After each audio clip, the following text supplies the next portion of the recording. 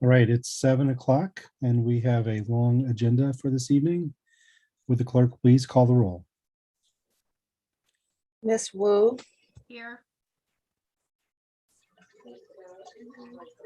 Miss Wu, Can you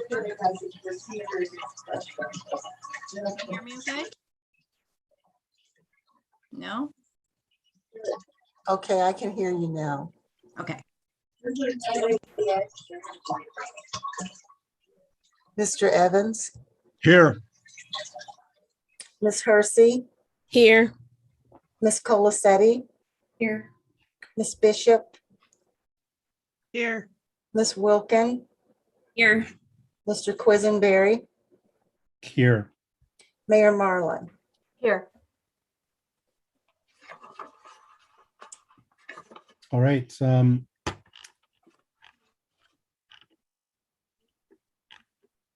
We will start with our agenda. Now that we've had roll call, we'll move on to approval of the minutes of the meeting from November 15th, 2021. Do I have a motion to approve them? I'll move to approve the minutes from November 15th, 2021. Thank you, Grace. Do I have a Second. second? Thank you, Mary Alice. Any discussion or corrections for the minutes? Yes, Mayor Marlin. Just a correction on a name on page 2, number 5B, under public input, second to the last line, I believe. Councilmember Hersey read a letter from Julia Guth. That's Juth.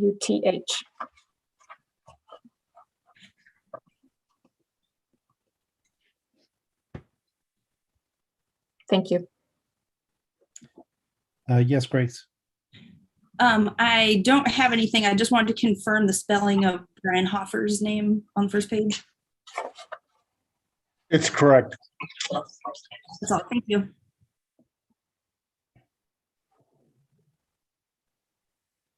All right, any other questions? Would the clerk please call the roll for approval of the minutes as amended? Miss Wu, Yes. Mr. Quisenberry, Yes. Miss Hersey, Yes. Mr. Evans, Yes. Miss Bishop, Yes. Miss Colacetti, Yes.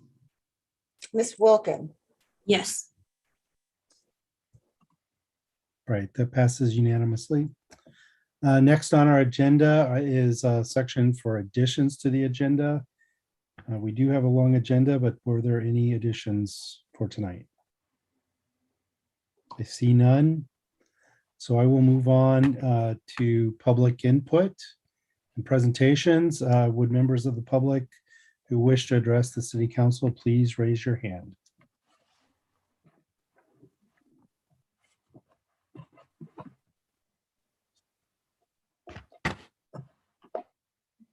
I see Jonathan Blake.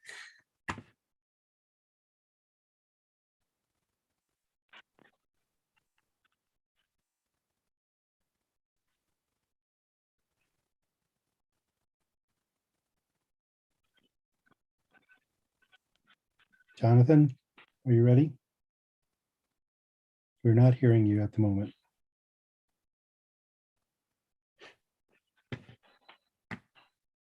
It looks like you're unmuted, but I do not hear anything. Maybe check your microphone.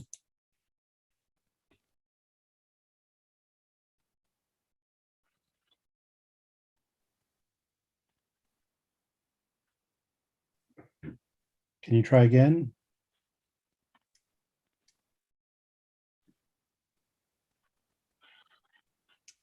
Sorry, I'm not hearing anybody else hearing him.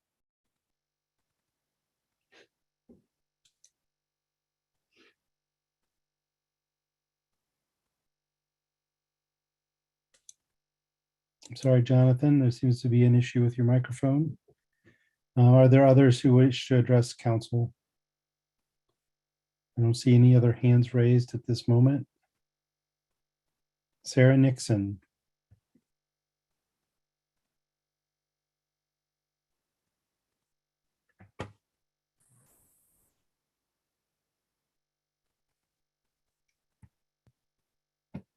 Hello, City Council. This is Sarah Nixon.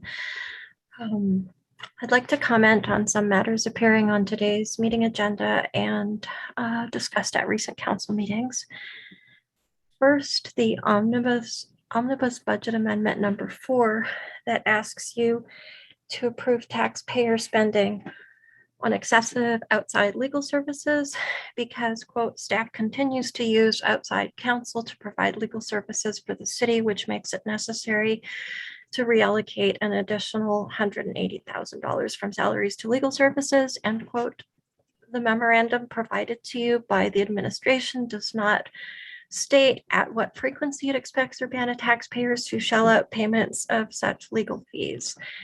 So we would like to know, when will Urbana be billed another $180,000 for superfluous legal fees, and then another $180,000?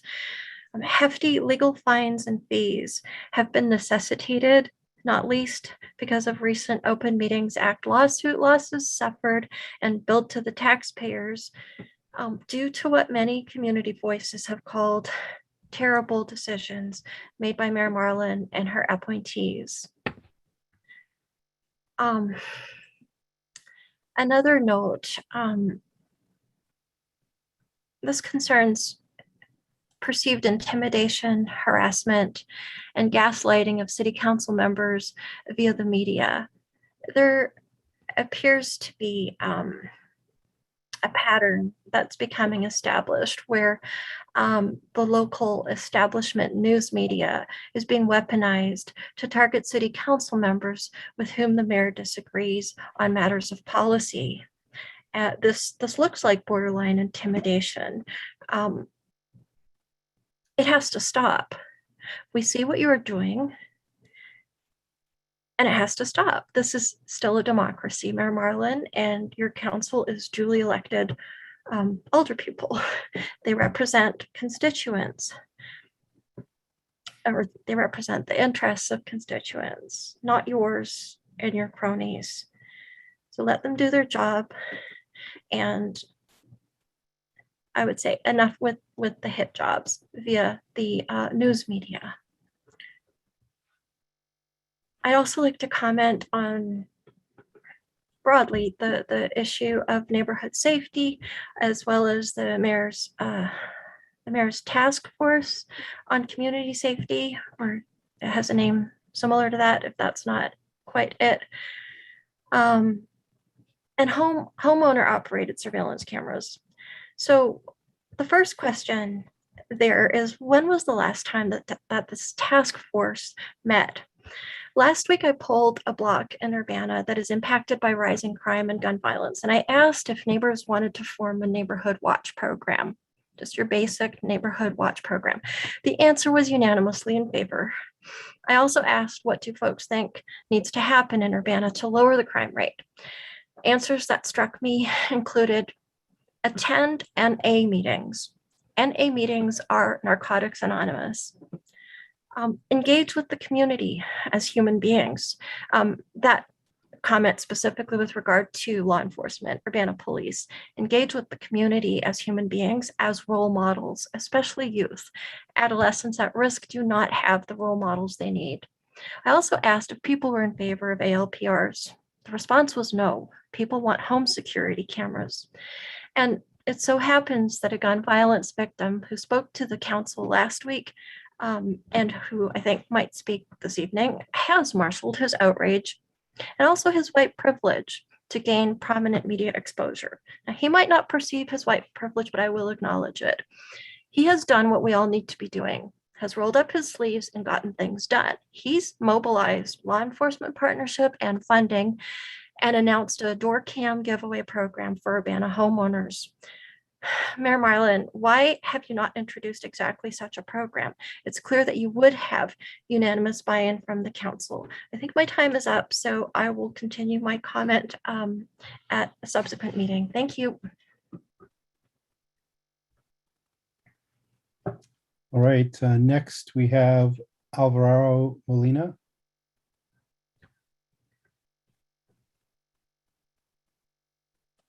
Can you hear me? Yes, did I get your name correct? Yes, my name is Alvaro Molina. Just arrived with 2 children and my wife a couple of years ago to your area, so I'm relatively new. I'm concerned of the garbage situation, all the litter in the 3 cities, Savoy, Urbana, and Champaign, and particularly in the established parking lots of these large conglomerates such as Target, Walmart, and so on and so on. There is no ban or there are no initiatives right now when it comes to plastic, and plastic has become a concern for the cities and for the visitors and for the image of all the 3 cities. So I would like to see in the future if we can start an ordinance or a ban on plastic. And I work actually at Walmart, but I'm not talking in behalf of Walmart. I'm talking as a citizen of the area. And I volunteer quite a bit of time to clean up our own mess in the parking lots. But my goal is not to be doing this for the rest of my life. The garbage, usually these large conglomerates, they will not police themselves. And this is where we need the municipal governments to come together and address the problem of plastic pollution that is hitting our rivers, lakes, and oceans. So I'll leave it with that, and I hope to meet with the 3 cities and try to create a collective effort that will bring collective solutions, along with working with the corporate sector. And myself, I have already started working with our corporate guys at Walmart to initiate a process where we can transform the way we're handling our mess. And if you walk around in the city of Urbana and go to the Walmart store, you're going to run into creeks that are heavily polluted. If you go to the one in Champaign, you're going to go and just cross the street and you're going to see large cornfields that are now cornfields / plastic dumps. And all that garbage, it just has to stop. I don't see any other way. Thank you very much and have a beautiful evening. All right, thank you. Next, we have Alan Max Axelrod.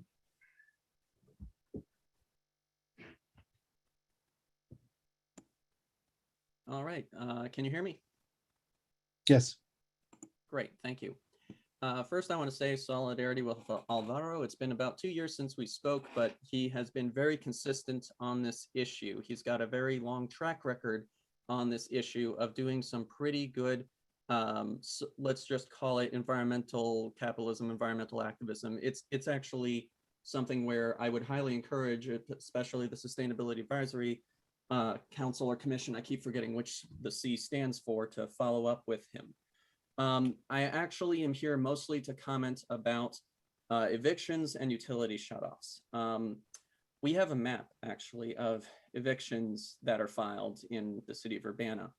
One of the reasons that I was speaking out about the ALPRs is not because of privacy. We're all aware, due to Edward Snowden et al., that our right to privacy is severely eroded. The doorbell program, for example, was tried in Garden Hills. There are some benefits, there are some detractions from it, especially in areas that aren't properly lit. However, the price tag of the ALPRs, which may or may not be a subscription, that's something worth getting clarification on, because otherwise we may as well just have cameras if we're going to do something like that. Barely 24 households. I'm pretty sure $50,000 would cover their lapsed rent. Why can't the city do an expedited program for households that have found themselves in eviction court? Yes, we have the household eviction program that has opened up statewide, start date December 6th. But we've seen difficulty in distributing that money, and where Illinois has been among one of the best in distributing that money, it's not been the best. The intervention program that we have for evictions. It's voluntary. Any landlord that says no can stop that protection from taking effect at the court. That needs to be a binding measure. It's not too much to ask for to make mandatory mediation a thing. Sometimes that's done in family court. If we can do that for families, we can do that for our residents during a pandemic when it comes to staying safely housed, not even getting into Omicron right now because we don't know enough. What I will say is that the total number of utility shutoffs in Urbana has been 2,386, according to state filings through the month of November of this year, of which 1,384, that is more than half, have occurred since July of this year. Oh, sorry, 1,002. So just about half. The point being that when you look at the state aggregates, you look at the utility shutoffs relative to the pandemic caseload, we have had over half of our state state utility shutoffs in the last 4 months as well. 194,000 utility shutoffs from July through November out of 372,000 total.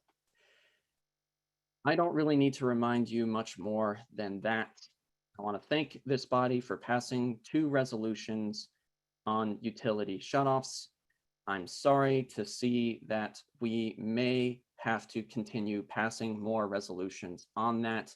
I may do some follow-up with the City of Urbana about the Maintaining Access to Essential Services Act of 2021, which would provide a countrywide solution to the utility shutoffs issue. Anyway, have a good night. Thank you. Next, I see Dean Hazen.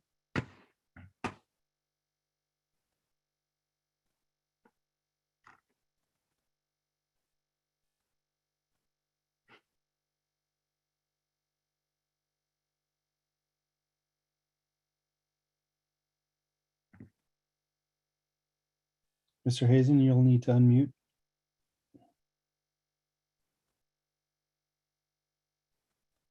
Okay, did you finally, can you hear me now? We can hear you now. Thank you, I appreciate it. You know, that statement from Sarah Nixon was really sad because she's basically re-victimizing the victims. I am proud that people are finally starting to step forward and talk about how our failed policies in the city are getting people murdered. And it's just sad to see somebody, you know, take that and twist it into a political message towards the mayor. But I want to read you the statement that I wrote earlier today, so please forgive me for getting out of order here. As you know, my name is Dean Hazen, and for those of you that don't know me, I'm a former Urbana council member and a retired UPD officer. I have served in law enforcement for 28 years collectively. I was on this council when the traffic stop data was being evaluated, and I knew exactly where it was going. I consistently warned everyone that the data study was a waste of time and money because, simply put, you can't solve social problems with math or academic psychobabble. I also warned that implementing such a program would quickly lead to a spike in violent crime.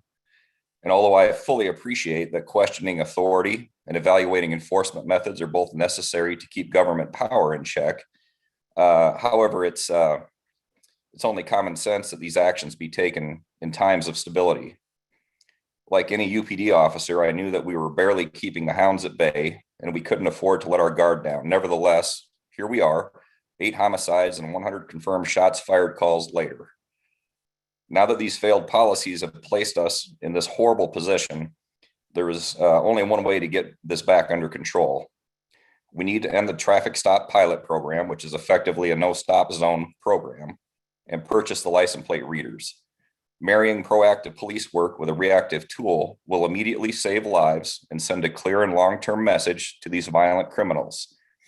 These actions are both inevitable. They're going to happen. The only question is how many homicides are we all willing to tolerate before we're willing to see these failed policies for what they are and take swift action to reverse them.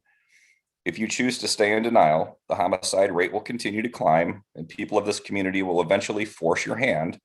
However, many more people will die by then. So I hope that we act now because even one more homicide is one too many for me. I am speaking from real experience and out of love for this community. And I hope that you will take my comments seriously and take swift action to protect the law-abiding people of this community. And I find it just, fascinating that some of the people that talk out against these things are convicted felons. I just think that's something we should keep in mind. Her comments are just absolutely garbage. And it's pathetic to re-victimize victims. I'm proud that these people are coming forward. I'm proud that they're on the news. And Sarah Nixon was completely out of line tonight. So thank you for your time. I'm done. Thank you. Thank you. Mr. Blake, we'll try to get you on here again. Hopefully with better luck this time for your sound. Jonathan Blake, please promote him.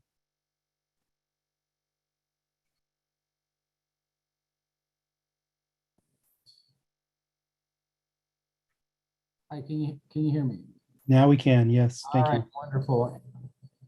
I just wanted to log on tonight and just kind of bring up just a couple little things. I had the privilege of just hearing the tail end of someone saying that I had white privilege.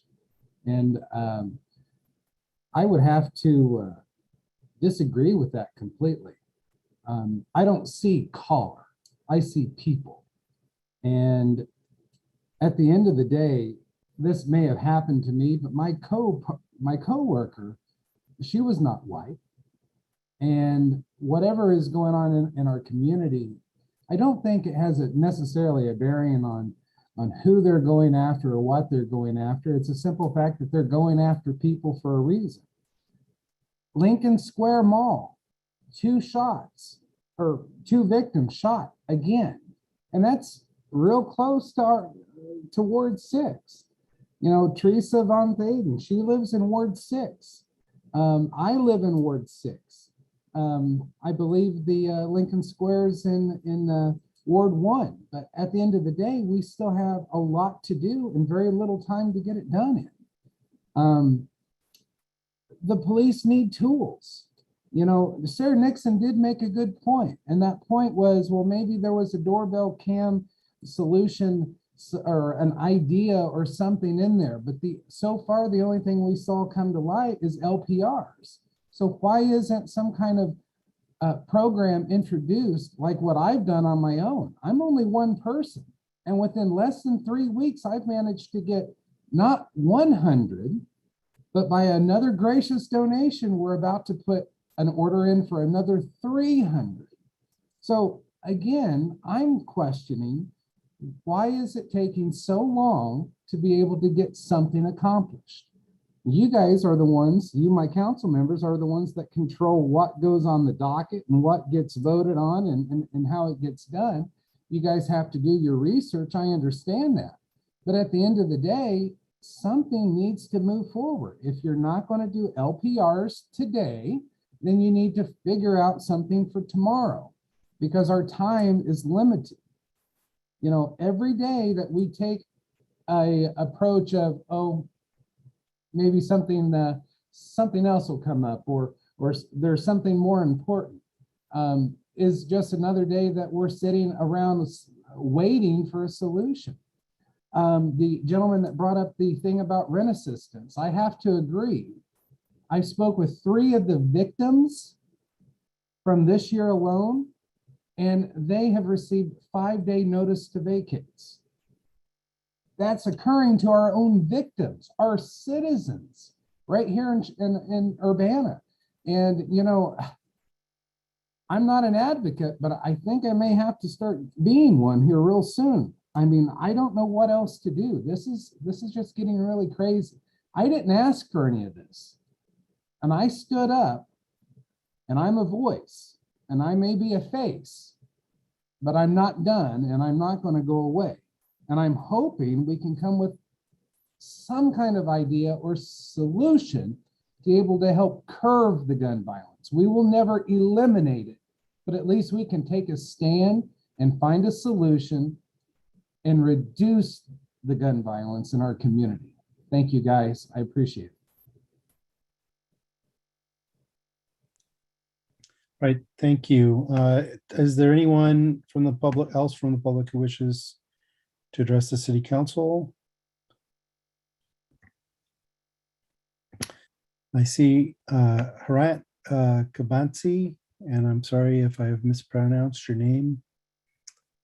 When we get you promoted, yeah, go ahead and please state your name.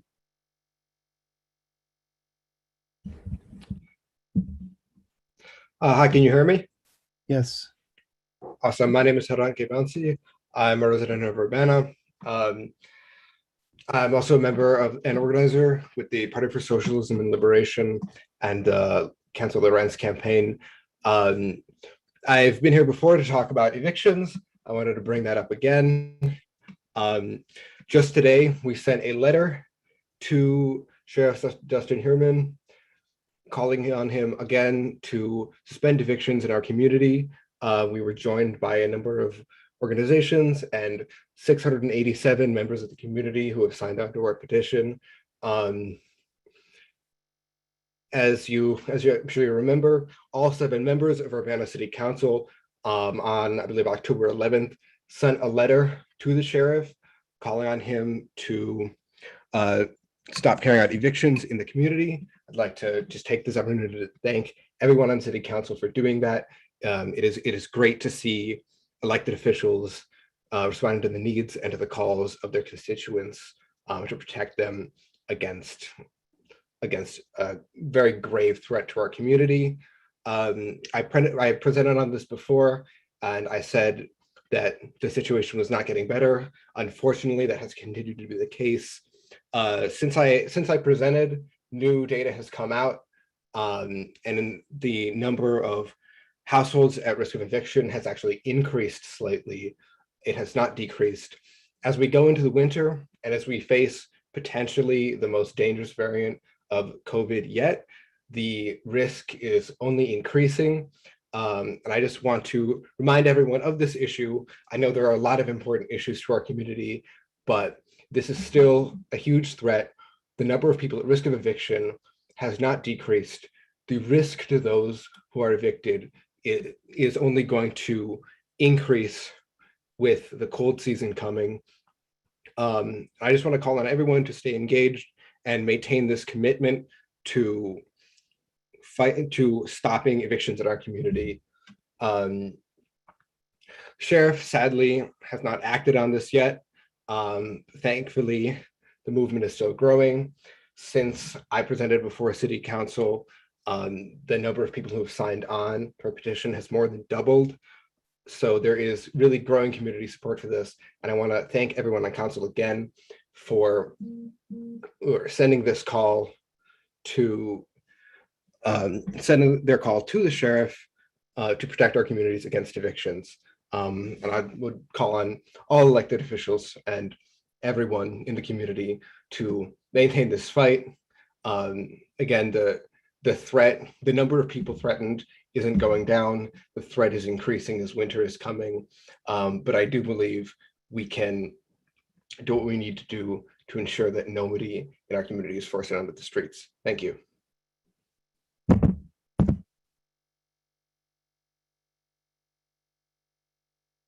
All right, thank you. Would any other member of the public like to address the city council? I don't see any further hands from the public. Do any council members have input from the public they'd like to read into the record? James. All right.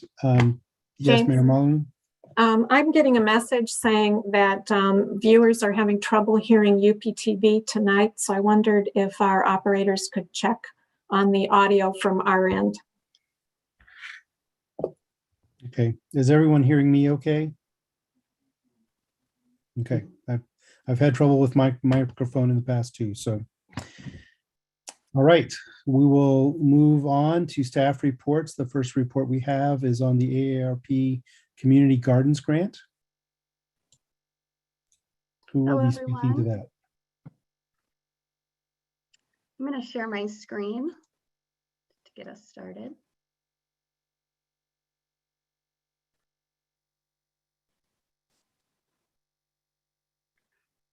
Hello, everyone. My name is Rachel Storm, and I serve as the City of Urbana's Arts and Culture Coordinator. Can you all hear me okay? Excellent. I'm coming to you today to tell you a little bit about the Growing Community AARP Public Arts Initiative. And I'm going to begin by saying that the AARP Community Challenge Grant is described as a quick action project to help make communities more livable for people of all ages. The City of Urbana this year was one in 244 cities selected for grants in 2021. The grants typically support things like COVID-19 mitigation, transportation, housing, diversity and inclusion initiatives, civic engagement, and public places. Our grant proposal checked a number of these boxes, which I hope you'll glean from the following presentation. I want to tell you first a little bit about Growing Community. Growing Community was an initiative that really sought to amplify the work of our neighborhood and community gardens. Urbana is home to a number of vibrant community gardens that have only grown over recent years. We were funded in the amount of $20,000. We did request $30,000, and it's typical for AARP grant applicants to sometimes not receive the full amount that they had requested. We had set out originally to include 6 participating community gardens, and it ended up being that one of the gardens wanted to hold off for a future year.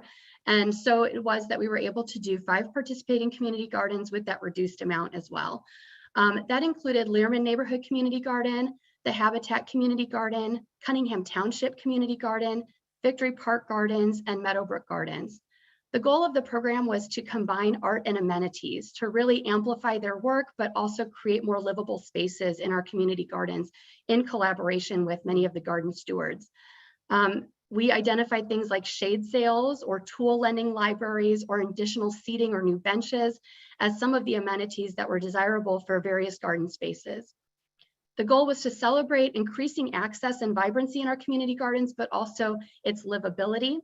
We had 7 visual artists paid directly through the grant, as well as contractors, a photographer and videographer that assisted in installation and documentation of the project.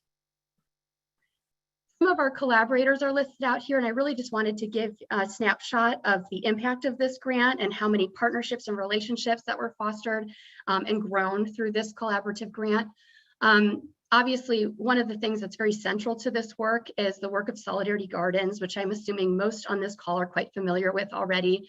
But Solidarity Gardens is a consortium of over 18 organizations. It includes not only small farms and neighborhood gardens, but things like our Urbana Free Library, our Park District, and a number of others that are really working around issues of food security and serving neighbors in need through everyone participating as a grower. We also collaborated with the Housing Authority Youth Build program. For anyone unfamiliar with Youth Build, this is a program for students 17 to 24 who've experienced an interruption in their high school experience that has led them to be able to participate in this program that allows them not only to get trade certification, but also to be able to complete their high school diploma as part of a cohort model program. We also collaborated with the Park District and Township, Learman, and Habitat. These were collaborations through garden partnerships, as well as installation specialist Gregory Stallmeyer assisting us, Deuce Construction, the mobile vaccine clinic, Cranert Center and Sam Smith, in particular the Peace Project, our poet laureate, our former Arts and Culture Commissioner Stacy Robinson, and 2 high school youth programs, Goal Getters of Unit 4 and Self-Made Kings of Urbana School District 116. I want to tell you briefly about our process. The process by which we kind of invited all these groups to collaborate, but also work to get art into these garden spaces began with an initial meeting and outreach, so a needs assessment and input with the gardens themselves. Where we identified what is the need that that particular garden has that we might be able to fill with the funding that we received through this grant. And so that's where it was determined that shade was a priority or seating was a priority. Then we introduced a call for art and an open application period. As is typical with Urbana Arts and Culture program events and any calls for art that we do, we did assemble a jury. That's a jury of members of our community. They're selected not only for social identity diversity, but also maybe experience in different areas of the arts. And they select a top 3 choices of artwork for each garden. And then those are forwarded for the final selection to be made by the gardens themselves. Then notice was given to artists, contracts signed, all of those good things. We did experience some delays with COVID-19 impacting shipping, but in general, following all of that, we were able to move forward with installations with Housing Authority Youth Build and our contractors, as well as a program involving peace pole creation that I'll speak about in a moment. The installations and events are actually planned in collaboration with the gardens. And we also had things like media releases and created a documentation video and a final report to the AARP. So I'm going to tell you first about this special project that happened within the garden project in general. And that is the introduction of peace poles, something that we've seen around Champaign-Urbana, made possible through the Peace Project, but also the Rotary Club and the Urbana Park District. In this iteration of it, we did bring together goal-getters and self-made kings in King Park on September 11th for an event we called United for Peace. Together with our poet laureate and Stacy Robinson, we had a writer's workshop where folks could write out their feelings around peace and community violence, and what do we do to sort of stand up as leaders and really move forward on a number of these issues. What do we need from each other as neighbors? And that became the framework for thinking about creating peace poles as things that we can put out in the community as part of an international public art project that invites people to meditate on peace in any location. In this instance, we selected the Habitat Garden to be the space where peace poles were going to be installed primarily. And that was because, as many people may recall, we also had a loss of life to gun violence near that street corner just last year. So here we are making a lot of these peace poles, and then they came on display in the Habitat Garden. I'm going to talk for a moment about our selected artists, because of course, as your arts coordinator, I simply want to highlight some of the wonderful artists that made this possible. First, it's Saba Manetti Tesfaye with Ashe Yamaya's Her Piece. This is now on display at the Habitat Community Garden on a bench. Beth Darling's Excerpts from the Garden is now on display in Habitat on raised garden beds. Caitlin Nelson's Humble Offering is on display at Meadowbrook Park. And Koo Wilson's Flower Girl is at Victory Park Community Gardens. We also have Tropical Punch by Cindy Sampson on display at Learman, and La Welly's Sunflora Flora Flora at Township Community Garden. I also want to mention the collaborating artists, Sam Smith, Stacey Robinson, Greg Stallmeyer, and Ashanti Files, who all helped kind of offer creative direction on this project. Let's talk a little bit about the sites that were impacted. First, we have Habitat Community Garden. Here's an initial picture before art was installed, right on the corner of Hill and Romine Streets. Here we have Kim Gollings of Habitat giving a tour for the Housing Authority Youth Build students. So they also got a chance to learn about the gardens that were in the neighborhoods they were impacting through their installation work. Here we are installing poles, digging holes for them. And here we are installing raised art on the raised garden beds. You can see that piece by Beth Darling. And here's the finished product here in Habitat. This is what you can find at Hill and Romine Streets now. The peace poles, the bench, and the garden art all together. Next is Learman Community Garden. Here we identified shade as a priority. And this was all identified through garden stewards.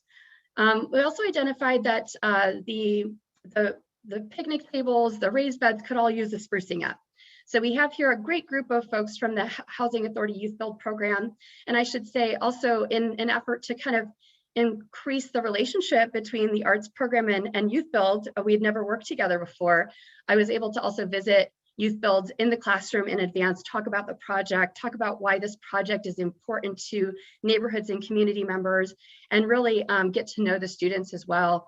And my hope is that I'll be able to involve these students in different projects that we have moving forward.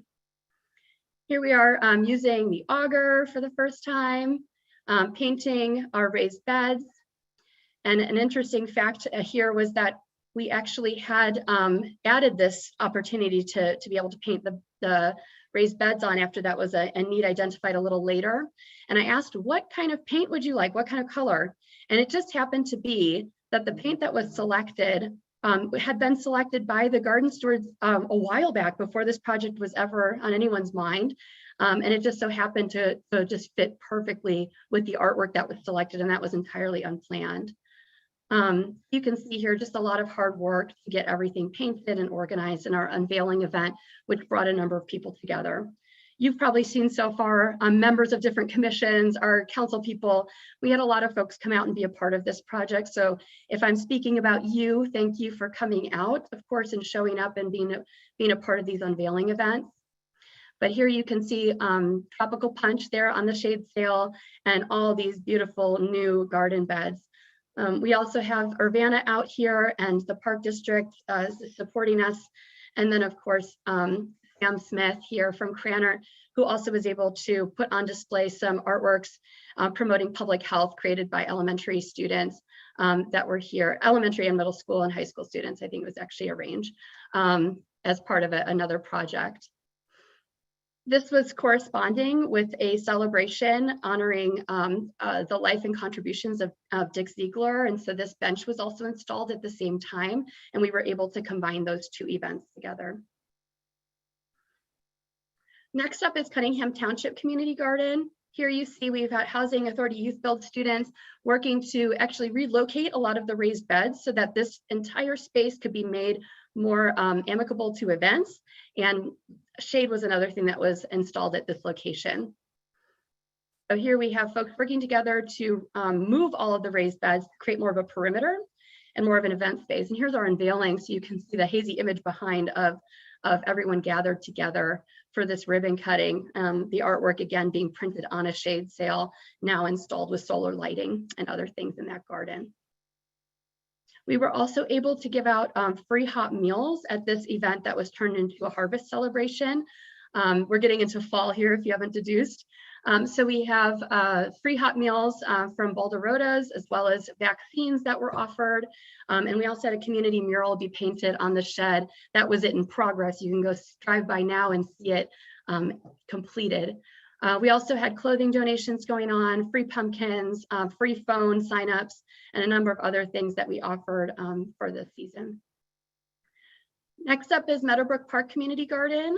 Here we identified a tool lending library as the thing that would create more accessibility for the garden to make it so that anyone, regardless of mobility needs, does not have to kind of bring back and forth tools to the garden, but to actually have a communal lending library right there in the garden. So we were able to install artwork right on the toolbox, as well as the raised garden bed. This artwork is called Humble Offering by Caitlin Nelson. And here we are learning about the tool box. And it should be noted that the Park District has an ongoing donation drive happening for tools. So if you are listening and eager to support the tool lending library, you can also donate a tool. And if for any reason the tool box gets a donation that it doesn't need, the Consortium of Solidarity Gardens collaborators will actually find a good tool lending library home for that tool. Last but not least is Victory Park Community Garden. Here we have artwork by Koo Wilson, Flower Girl, also printed on a toolbox for a tool lending library, as well as on the raised garden beds. You can see this now along the walking path in Victory Park. And the goal was to also not only create artwork in that area, but to also have it be possible that folks can see it when they're just visiting the park. So here you can see the box and the pieces on the garden beds. And here's our ribbon cutting. So what's most important, of course, is to acknowledge all the folks that made this possible. We had quite a wonderful consortium of artists, as well as great installation support from people like Greg Stallmeyer, also some help from Jane McClintock, Deuce Construction, and the Housing Authority of Champaign County Youth Build Program. All of our partnering gardens are listed here as well. But I think what's more valuable is to hear it a little bit from their voices. So I'm going to show you a brief video so that you can also hear it directly from them.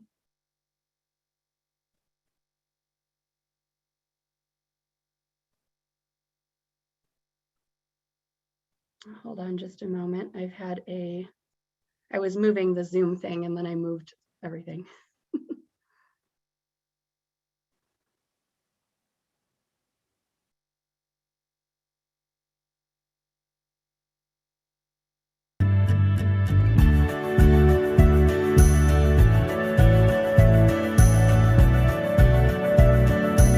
The Growing Community Public Arts Initiative was funded by the AARP Community Challenge Grant. The city of Urbana was one of 244 cities across the United States that received this grant this year. This is our first time receiving this grant.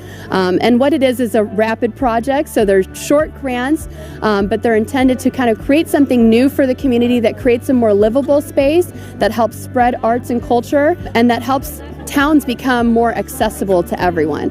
This is something that this project does very well. To learn more about Growing Community, go to www.urbanaillinois.us/Growing Community. I am Sharice E. Hersey. I am the council person for Ward 3 in the city of Urbana. I think it's extremely important for community gardens, mainly because it's the sustainability of the community. The fact that people can come here and just pick some food. I could go make a meal right now, so can somebody else that maybe doesn't get fresh vegetables. So local growth is very important. My name is Law Welly. The name of this piece is Sun Flora Flora Flora. It was really, really surreal to get to see my piece on such a large scale. Big canvases are expensive. I don't usually get to experience it. And so to drive up and see it from a far way away, to see a plaque with my name on it, to realize what a space this was, it's everything that I believe in and try to stand for surrounding me. And so I was getting a little misty yesterday when I got to see it. It was really stunning. It was something I'll never forget. I'm standing right now in front of Learman Avenue Community Garden. This is on the corner of Learman and Washington Streets in Urbana. It's a fantastic local garden. Over the past several years, it has grown tremendously. What we've been able to do is not only install this art on a shade sail, as shade was something identified as necessary for the garden in order to enhance it and make it more livable, but we also were able to paint a wide variety of the raised beds. So we have artwork and brand new painted tables and amenities here in the garden as a result of the Community Challenge Grant. My name is Cindy Sampson, and this is my artwork, Tropical Punch. I've been making art ever since I can remember. I say, it's eating, sleeping, breathing, making art. That's who I am. My name is Caitlin Nelson. This piece is called Humble Offering. The photos used in the piece are all native plants found in Urbana, many of them from the Anita Purvis Nature Center where I work, and it was created digitally on a tile-like background.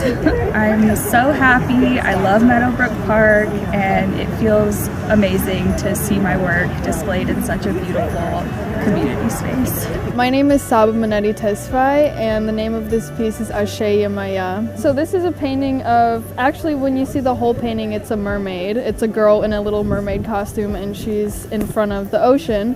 And the piece is inspired by my want to see more Black and brown people in media, and also just about centering back to your inner child and doing things that feed your soul and your spirit, and just living a life that you want to live. I was an intern for Solidarity Gardens at Cunningham Township for a while. My dad's also a gardener, and he prides himself in that, and I helped him a lot when I was little too, so I feel connected to gardening and the earth. So having my artwork in front of a garden feels right for me. My name is Beth Darling. I'm a local artist and a gardener, and the piece is an excerpt of a larger painting that's a garden that I worked in, a local garden. It's combining my two passions, art and gardening. To see the colors work so well with the artwork on the bench, I just thought that was brilliant, and I love the idea that it's an excerpt of the garden.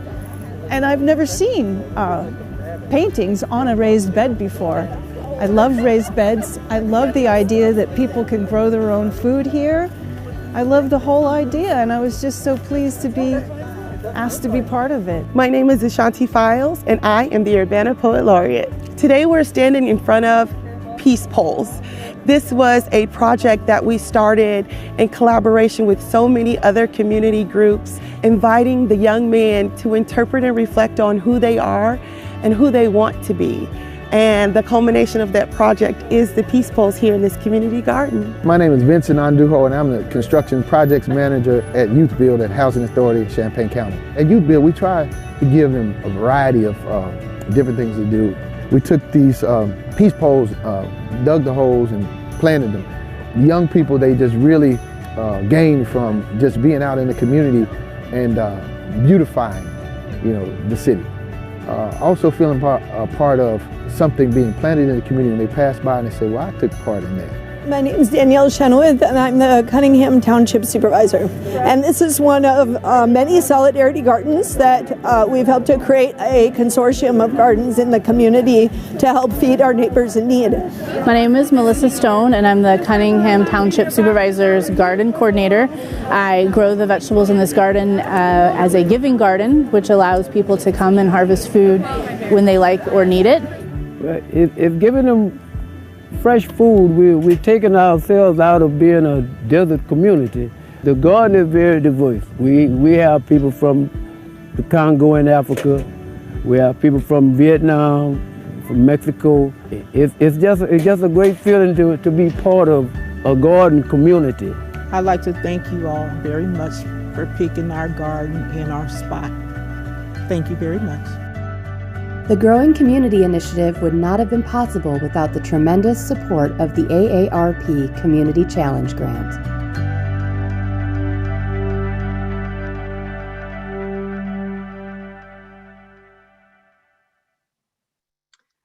I hope you were able to hear that well, and the tech issues of sharing a video on a video are sometimes challenging. So my hope is that you were able to hear those voices, because it's important and powerful to me that you hear directly from the artists that were impacted by this grant that we received. If you drive by some of these gardens now, some of the shade sails are packed away for the winter at the moment, but you will see, and the tool chests as well, you'll see them put back out permanently in the spring. We may do some other kind of unveiling things in the spring just to get people using them. And like I said, if you do want to donate a tool or something, that's also possible between now and when we reopen the gardens in the spring. But I'm very grateful that the city of Urbana was able to receive this AARP grant. I've also had a wonderful experience working with AARP representatives throughout the duration of the project, as questions arose or things like that. And I was able to also present on this project recently at the Metropolitan Mayor's Caucus as an example, an exemplary project proposal that came from us that the Metropolitan Mayor's Caucus wanted to share with their age-friendly communities, neighborhoods and cities. So I was able to present a little bit about it, shout out Urbana, and of course I wanted to share it with all of you so you can hear about the impact of that grant that we received. All right, And thank you, I welcome any Rachel. questions you have. Are there any questions? I think everybody's in awe of what you just showed us. Yes, Grace. Yeah, just wanted to say quick, thank you and appreciation, and very powerful, very moving. Definitely great work to everyone involved. All right, thank you, Rachel. We really appreciate it. Thank you. I hope to seek this grant again in the future, and the gardens have indicated that they hope this work seeds continued projects in amplifying the gardens and making community spaces of each of them, and of course, making sure that their work gets shared. So keep that in mind as you see grants and other opportunities as well, and send them my way. Thank you so much for your time this I do evening. have a question, real quick. Yeah. Although, I love the community garden down on Romine and Hill. I love that. I was wondering if there's any opportunity or any chance, there's was it Hamilton Place? I think that's not far from here. Is there any chance that certain apartment buildings or something like that would ever be able to have either roof gardens or nearby gardens also put implanted someplace near, so that the occupants of those particular housing developments would be able to have the opportunity to also grow their own food and have fresh vegetables and so on and so forth? Anything like that in the works? I really appreciate that question. yes, the short answer is of course yes. The long answer is that a lot of these things are driven by, by neighborhoods, by neighbors coming and seeking that. The resources are there. So Solidarity Gardens is a fabulous consortium of organizations. That's where I would point Neighbors First. So most recently, I'm a member of the City Surplus Subcommittee at the city, and we look at kind of city owned property that we might want to find an interim use for. So recently, the city was also able to grant a proposal to create a garden near on Wood Street. So this would also serve adjacent neighbors and an apartment complex across the street. And it's another example of something that, yes, people can find spaces to create community gardens. They can work together with organizations that can support them, like neighborhood organizations, Solidarity Gardens, being one that maybe brings a few together. And that's where I would point people initially if they're interested. And I'm sure there's probably a wealth of other resources known between all of us here on the call and anyone listening in the community, but those maybe are some initial places that I would think to point someone. Okay, thank you. Mm-hmm. All right, thank you again, Rachel. Thank you. We will be moving on to our next staff report, Equity and Quality of Life Infrastructure Program. That's me. And, I think it's really exciting to be able to follow Rachel on this because she just gave us sort of the full circle of some modest but well thought through investments, which is what the Equity and Quality of Life Infrastructure Program is all about too. If you will remember, this is a $2 million capital project that is intended to be parceled out in individual projects that are roughly $250,000 each. Less is fine too. We're going to see what our proposals are, and we're ready to launch. We've talked about this a couple of different times. I've been working in conjunction with the Bicycle and Pedestrian Advisory Commission as my sounding board, and they give me advice, and they're going to help me vet the projects.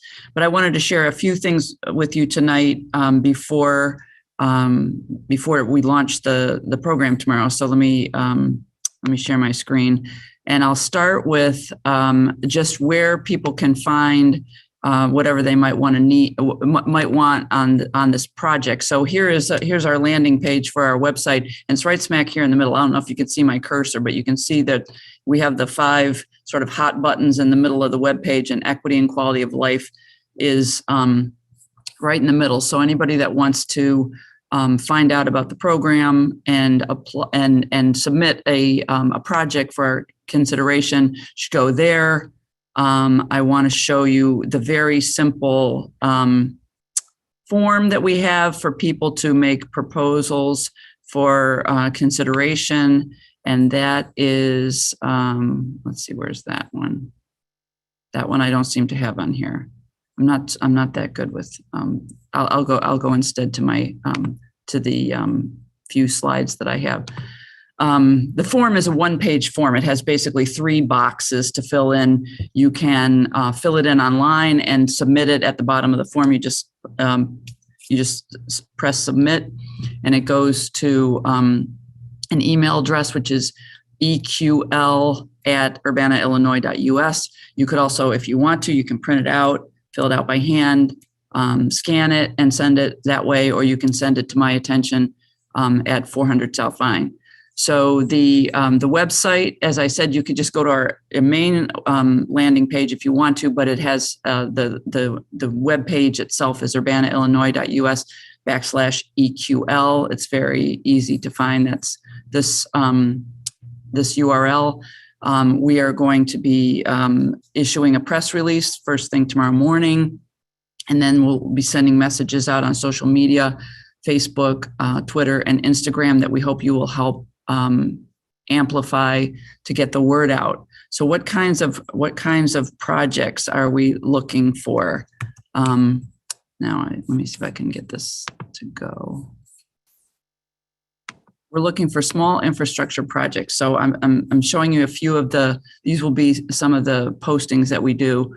The picture on the left is meant to illustrate a section of street that doesn't have street lights. That's the kind of project we're looking for. If people, anything that would, that people feel would enhance personal safety, whether it's relative to crime or relative to their well-being in terms of if they're a pedestrian, if they're a bicyclist, anything that would enhance their ability to walk through a neighborhood safely, bike through a neighborhood safely, or just spend time in a neighborhood safely. The photo on the right-hand side is a bicycle with no bike rack for it to be chained to. That's another thing that could lead to theft if people are interested. That's another type of infrastructure project we'd be interested in getting proposals on.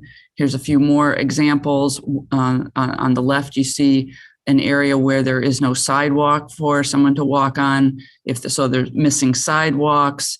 And on the right-hand side, that's an example of an installation of a curb ramp that someone who has accessibility issues, we're interested in things like that too. So small infrastructure projects that people feel would have a big impact on the quality of life in their neighborhood.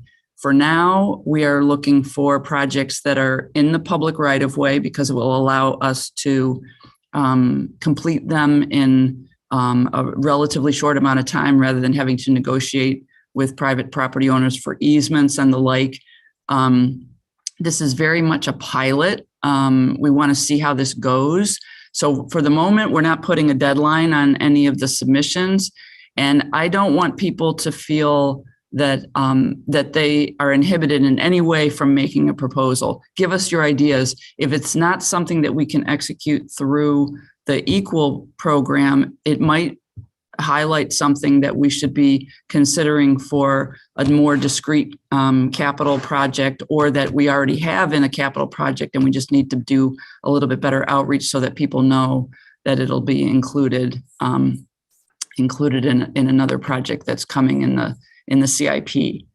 So as I said, we're planning on launching this tomorrow, and we'll do a lot of social media outreach. We hope you'll help us with that.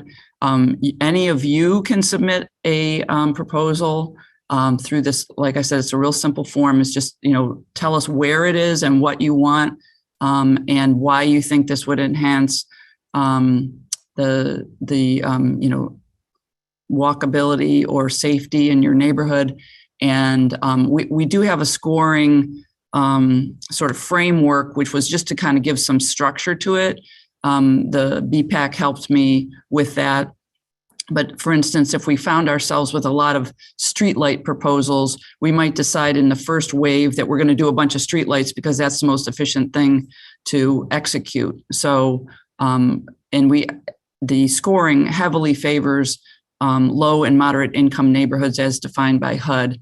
So people that live in more affluent parts of Urbana can certainly make submittals, but we will be prioritizing low and moderate income neighborhoods first. So I'm happy to answer any questions, but I'm inspired by what Rachel did to document the sort of the before and the after, and to get the voices of the people who make these proposals as part of the storytelling that we do when we look back after we're able to implement these, so that people can talk about the importance of these investments to their quality of life.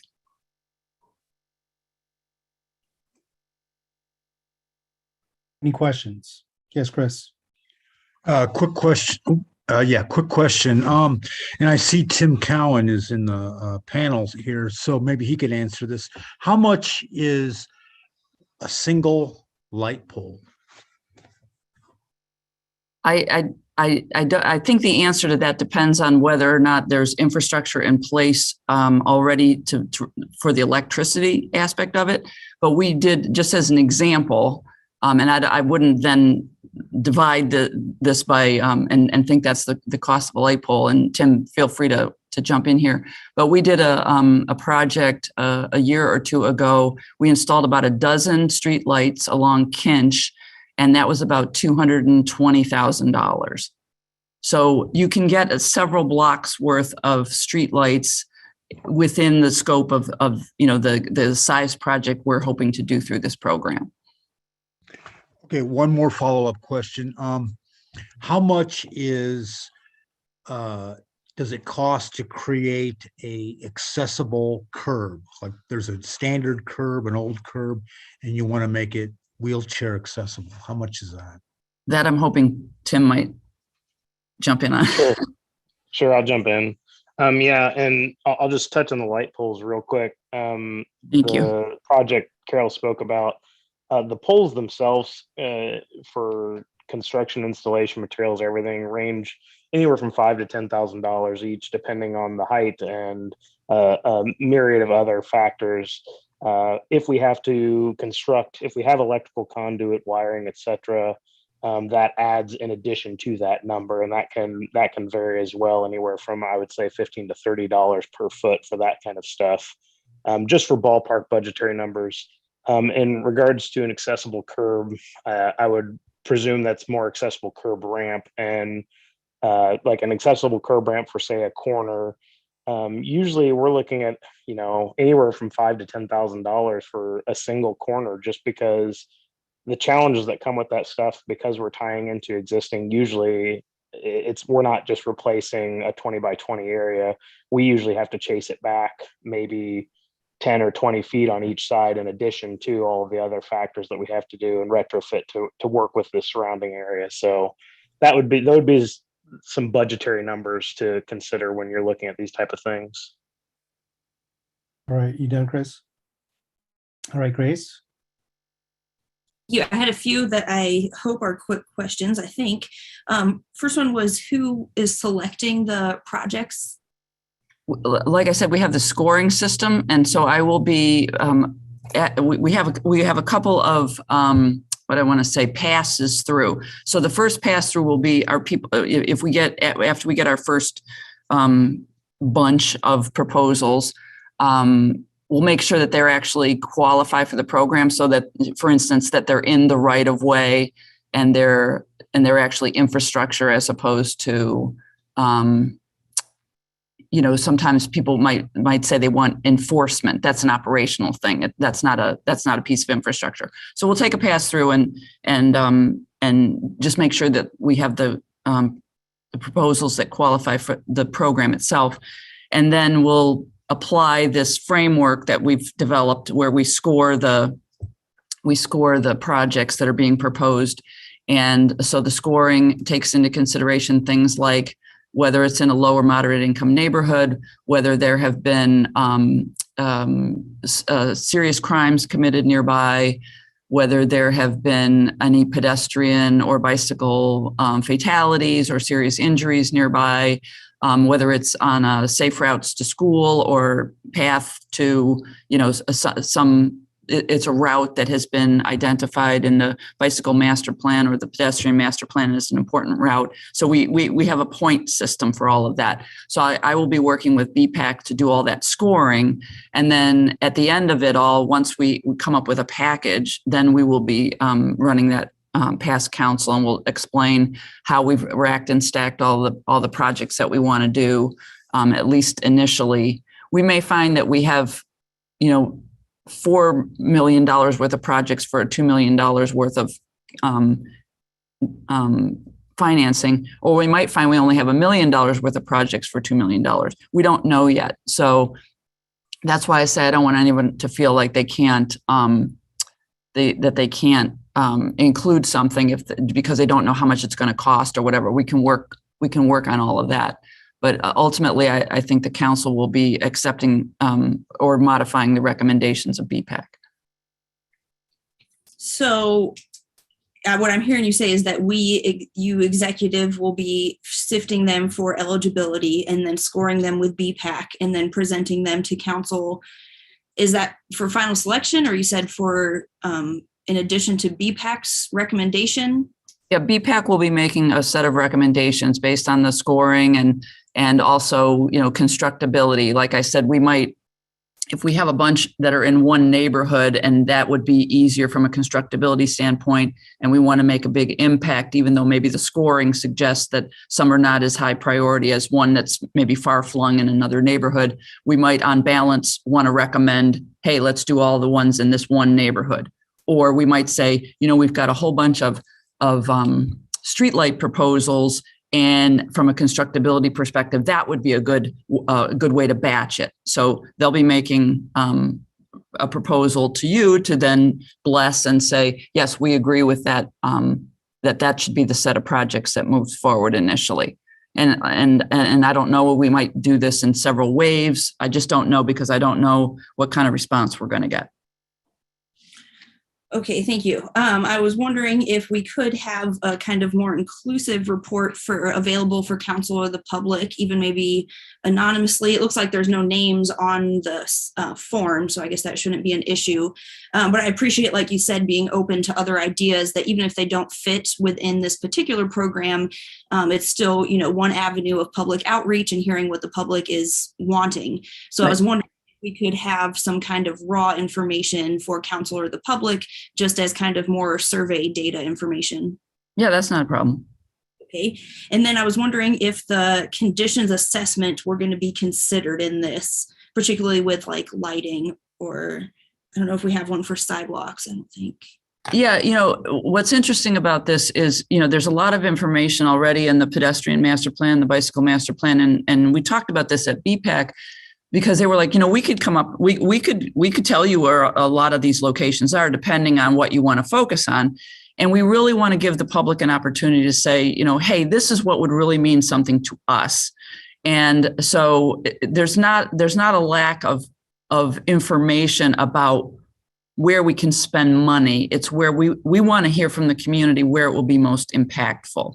Now, I don't think we have the same survey for street lighting that we do for bike routes and walking routes, but that's something I think that we'll be working towards going forward. We just haven't really focused on streetlights and that aspect of our infrastructure yet. I have a comment I'll save. I don't know what you're saving it for, Grace, because comment time. This is just a presentation, so. Oh, true. Can I throw? To vote on. Okay, quick comment. I appreciate this. I think that, bicycle stuff and sidewalk and lighting is definitely important. I just want to be sure that we're keeping it on, equity and quality of life rather than a bicycle and pedestrian program. Sure, understood. Yep. Okay, Sharice. As far as filling out the form online is, because it can be filled out online, or can it be also made into a PDF or something? You can print it out, or you can just fill it. It's a fillable form online, and then when you're done, you just push a button at the bottom of the form, and it sends it to the email address. Yeah, I was just checking it out, and I was just wondering if it's also something that, if it's also something that somebody can, if like they don't have time to fill it out, but they just want to download it or something. Is it downloadable at all or anything like that? Now you're asking something that's a little past me. I mean, I don't know. I wouldn't know how to do that myself. Yeah, but. we do need a methodology for people to submit. I mean, I can see that you can just electronically. Yeah, I can see that you can do it online, but I was also just wondering if there was a way, a Google form or something, I don't know. We'll figure out how to put a downloadable form on there too. How's that? Okay. And for other applications, we have made the paper forms available in the library and some other places around town, so we could have some paper forms. That was going to be my suggestion, would be to print out some and have them at the library for people who don't have printers or don't have access to computers. Okay. Mary Alice, could you take the chair for a moment? Sure. The chair recognizes James. Yeah, I do. I do appreciate the approach that's being taken here, but We all know algorithms can hide bias, and so I want to make sure that the algorithm that is used that takes into account the neediness of a neighborhood has that at a magnitude that I don't want to say that affluent neighbors can't apply, but it should really skew towards, because of the way we've classified this and what we intend to do with it, it should be the case that if the neighborhood that is rated as in need by HUD would get a project over a neighborhood that is not in that category. So I don't know how the algorithm was set up, but the magnitude of the need of the location should kind of overwhelm the other factors if possible. So if I may share my screen one more time, just real quick, I'll show you. You're giving me way too much credit calling it an algorithm. Here's the scoring system, and you'll see the third one down is neighborhood need, and that is 30 points, and that does overwhelm the other categories. That was the idea. So and this is on the web page. These are the program details if you want to take a look at that. So anyway, that's exactly what we did. Okay, and I assume that's a 0 to 30 scale for need. We talked about doing scales, and we decided we weren't going to do scales, but it's just a framework. It's not hard and fast that you get. It's just going to help us rack and stack. It's not going to do the finely graded.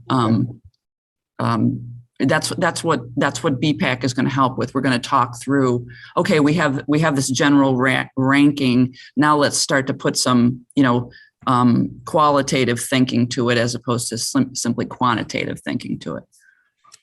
All right. Thank you, Mary Alice. All right. I relinquish the chair back to James. And thanks.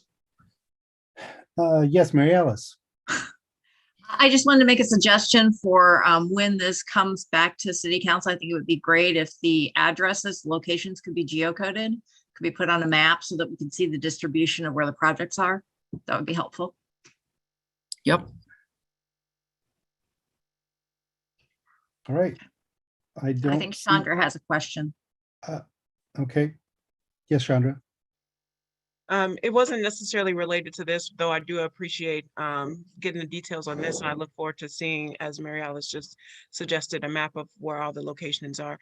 I wondered if we could have an update on like the co-responder model and how that's going. I don't know if you are prepared to give it today or the next meeting, but at some point. That's not on the agenda, but can we? That's why I'm just asking at some point. Yes, absolutely. We look forward to it. All right, thank you, Chandra. Grace, did I see your hand pop up there for a second? Okay.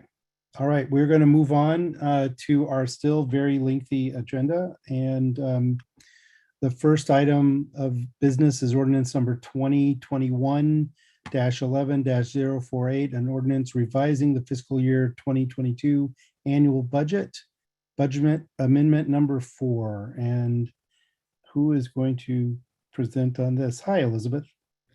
Hi. Actually, Aliana Robinson, who is our financial analyst, is going to do this presentation. Before she gets started, I wanted to quickly ask if Borima could promote Deputy Chief Damon Dade to panelist in case there are questions about the SAFER grant. I know he's here, but not promoted. So I'm going to give it to Ali with that. All right. Good evening, everyone. So I will be presenting to you the 4th budget amendment to fiscal year 2022 budget. I will go through this list of items, revising the budget accordingly. So I will gladly answer any questions at the end. But first item, which is under general fund, the budget items. These are a number of planned purchases and projects that didn't get completed in fiscal year 2021 budget. And so this is just a matter of timing of expenditures. So we carry over those unspent funds to this fiscal year. The second item, which is just a correction. So On the first budget amendment we did this year, we had to move funds from the general fund to the VERF for the purchase of utility trailer. However, the transfer of funds out of the general fund didn't get included on that amendment. And so this is just to reconcile interfund transfers. The next item, which is two things, a total of 10,000 will be taken out of the legal salary line item. So this is to pay for two things. The first one, which is the Illinois High School Association sponsorship for the boys basketball state tournament, which is about $7,500 for the years 2021, 22, and 23. However, we only budgeted $2,500 for this year. And so an additional $5,000 would be needed to fully fund for that. And the second part of that, which is additional $5,000 needed for the completion of the meeting and agenda software project. The next item under executive department, we are going to reallocate $180,000 from a salary line item to legal services for outside counsel services provided for the city. And the next one from a couple of items from Public Works. First one, so in the fiscal year 2022 budget, we approved, or the city approved, $15,000 for the computer-aided design and drafting and paper software licenses. However, this was budgeted under a salary line item, so this is a correction as well. So moving funds from the salary line item to the appropriate line item, which is the technology services line item.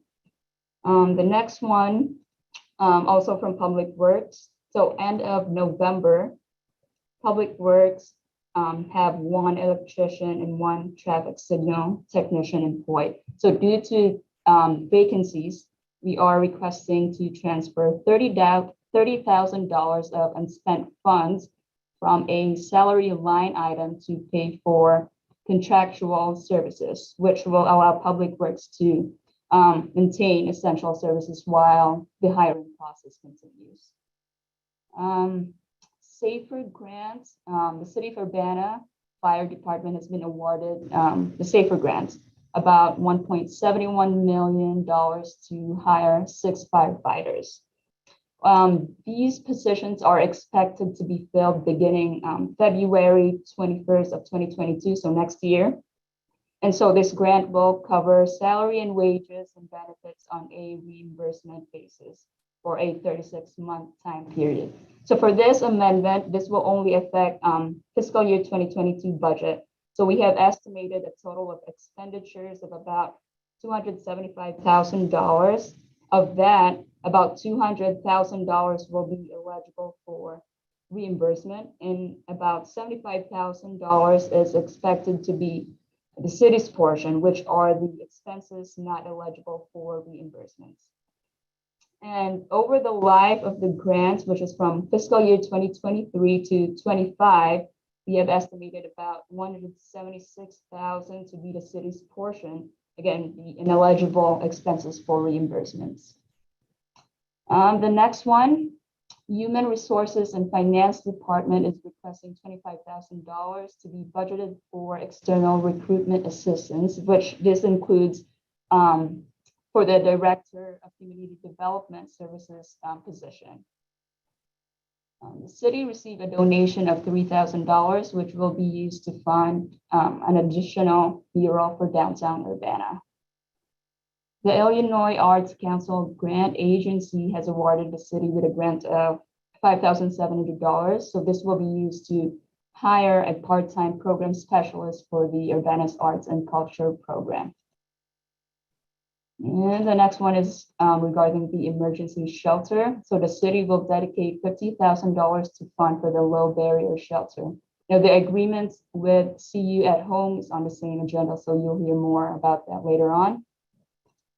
Under Capital Improvement Fund, again, this is another rebudget item. So this is just requesting about $19,000 of unspent funds from the last fiscal year budget to be carried over to fiscal year 2022. which will be used for project contingency. And under storm utility fund, we are requesting $18,000 to be reallocated to cover for emergency repairs regarding the Vine Street stormwater pumps. The next one, under local motor fuel tax fund. So the Washington Street Bridge recently received a low limit based on structural evaluation from IDOT. So due to this, we are amending to make some changes to the fiscal year 2022 funding in the 2021 capital improvement plan, which will repurpose funds from a couple of projects approved in the fiscal year 2022 that are in the lowest priority. So to accommodate this reconstruction or improvement to the Washington Street Bridge as the highest priority for this fiscal year. So under vehicle and equipment replacement fund, this is another rebudget item. So there are a couple of scheduled replacements that were not completed in fiscal year 2021. So we are just carrying over those unspent funds to this fiscal year. And the next item, reallocate payroll costs in ARMS programming fund. So in fiscal year 2022, the city approved a budget to pay for staff salaries for the ARMS program. However, this will no longer continue as the employee was hired by MedCat and the city is now being billed monthly for that ongoing work to support the program. So this amendment is just to reduce payroll costs related line items and to increase technology services line item from which the bills are being paid.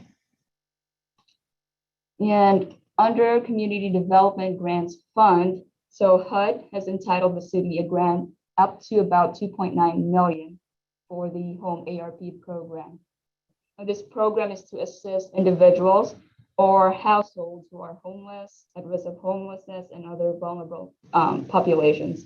So Excuse me just a minute, Ileana, I'm Yes. sorry. You're fading in and out. Your volume is fading in and out. So sometimes I can hear you and sometimes you're barely coming in.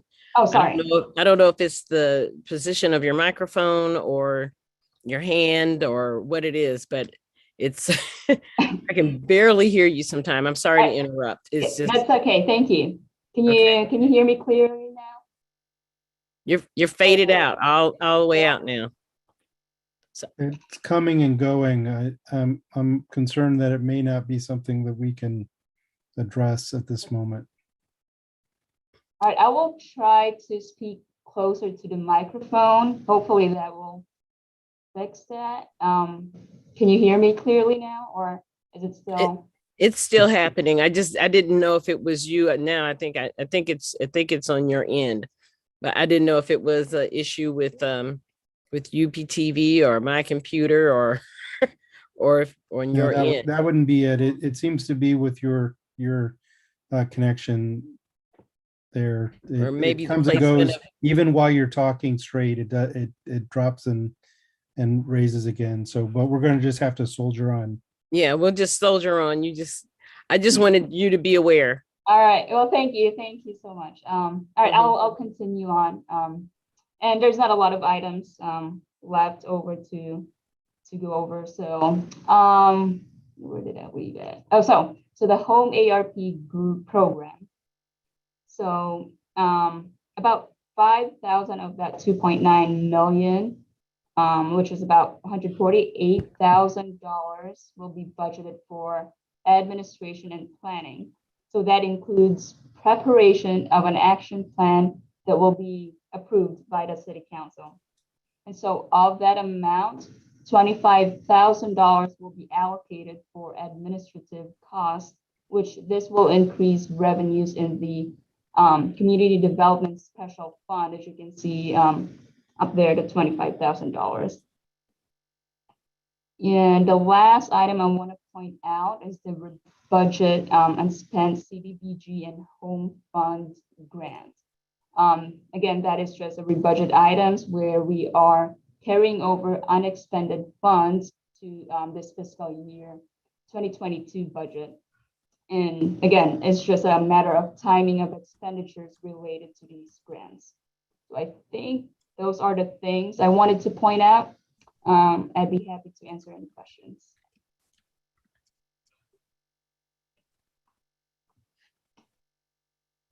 All right, Mary Alice, I saw your hand first. Thank you. I appreciate it.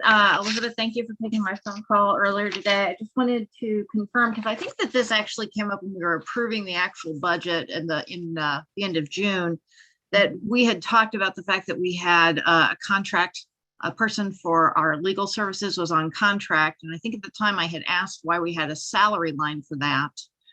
So I just wanted to confirm that the salary line that the amount that we're moving is technically would have been spent on a person who was hired by the city, who worked for the city as a permanent. Is that correct? Yes, that's correct. Okay, so we're not adding $180,000 to that line item expense. We're just taking what we would have paid a city attorney and putting it into this. That's correct. Yeah. Okay, that's what I thought. Yeah. Yeah. And then, so I went through all of this, and I think that a lot of the stuff is rebudgeting or things coming in different fiscal years and so forth. But there are 3 items on here that are impacting the general fund, if I'm understanding this correctly. One is the emergency shelter, which would be an additional $50,000 that's unexpected. 2 is the $25,000 for the external recruitment assistance that wasn't originally budgeted. And the 3rd one was the kind of cost match, or the items that weren't paid for by the SAFER grant. Those are the 3 items that I kind of picked out here that are in addition. Is that correct, Elizabeth? And yes. Yes. Okay, so that's like we're spending basically $170,000 more. Yes, and those are one-time expenditures, so. Right, they're not reoccurring expenditures. Right. Yes. Okay. And then my last question, which is kind of not related, but since Sheila's here, I'm going to ask anyway. Sheila, do you know when, what the timeline plan is for the action plan for the home funds? We're in the process of creating a request for proposal that will issue in January to hire a planner to create the plan. And then once it's created with the consortium members, then we will bring that plan back to council for approval. And at this point, HUD has only approved the administrative portion of the grant. And once that action plan is approved by HUD, then they'll release the balance of that $2.9 million. And so is this, this isn't where with Chodo funds where we do it for the county, right? This is specifically for Urbana. No, it is home funds that are spent countywide. Okay. But it's only for Chodo funds will not come out of this. It's really for project specific to address the needs outlined in the memo. So the 2.9 million is for the county or for Urbana? County. It's a countywide program. Yep. I just wanted to make sure where the funds went. Sure. And it may be that the project ends up being completed in Urbana, but it has to serve countywide residents. Got it. Thank you. You're welcome. All right. Yes, Sharice. I guess I just want to understand Washington Street Bridge. Where exactly is the Washington Street Bridge that you're talking about that needs reconstruction? Because for some reason, I don't know, I was thinking about the Vine Street, the railroad track there, but.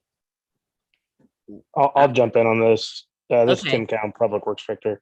It's basically East Washington, right as you're heading out of town. You go past the school there, and right before you split between, we have residential on the north side and then a field on the south side there.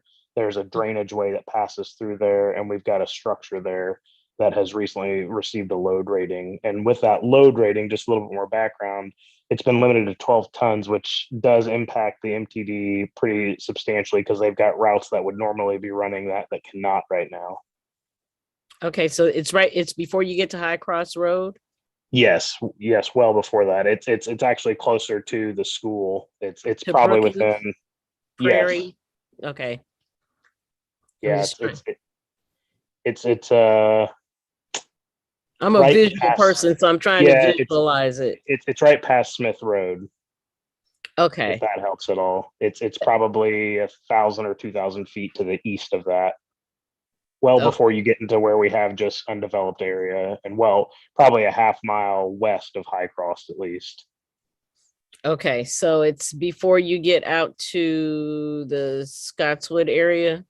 Yes, it's right as you get to that area. Okay.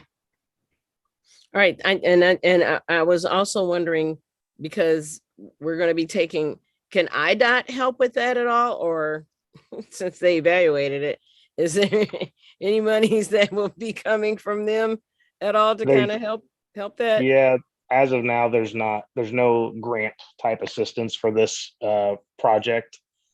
We could certainly allocate state motor fuel tax funding, but how we're allocating our other state motor fuel tax funding, it made more sense to allocate this from a local motor fuel tax standpoint and do this quicker, Mhm. rather than going through the state funding process. And right now, the state funding provides the greater amount of money. So usually we reserve the state funds for larger projects. In the scheme of things, this is technically a smaller project. I think the other two we have on the agenda tonight are 1.4 and 1.6 million, and this one is valued, I think, a little under 700,000 for everything. Okay.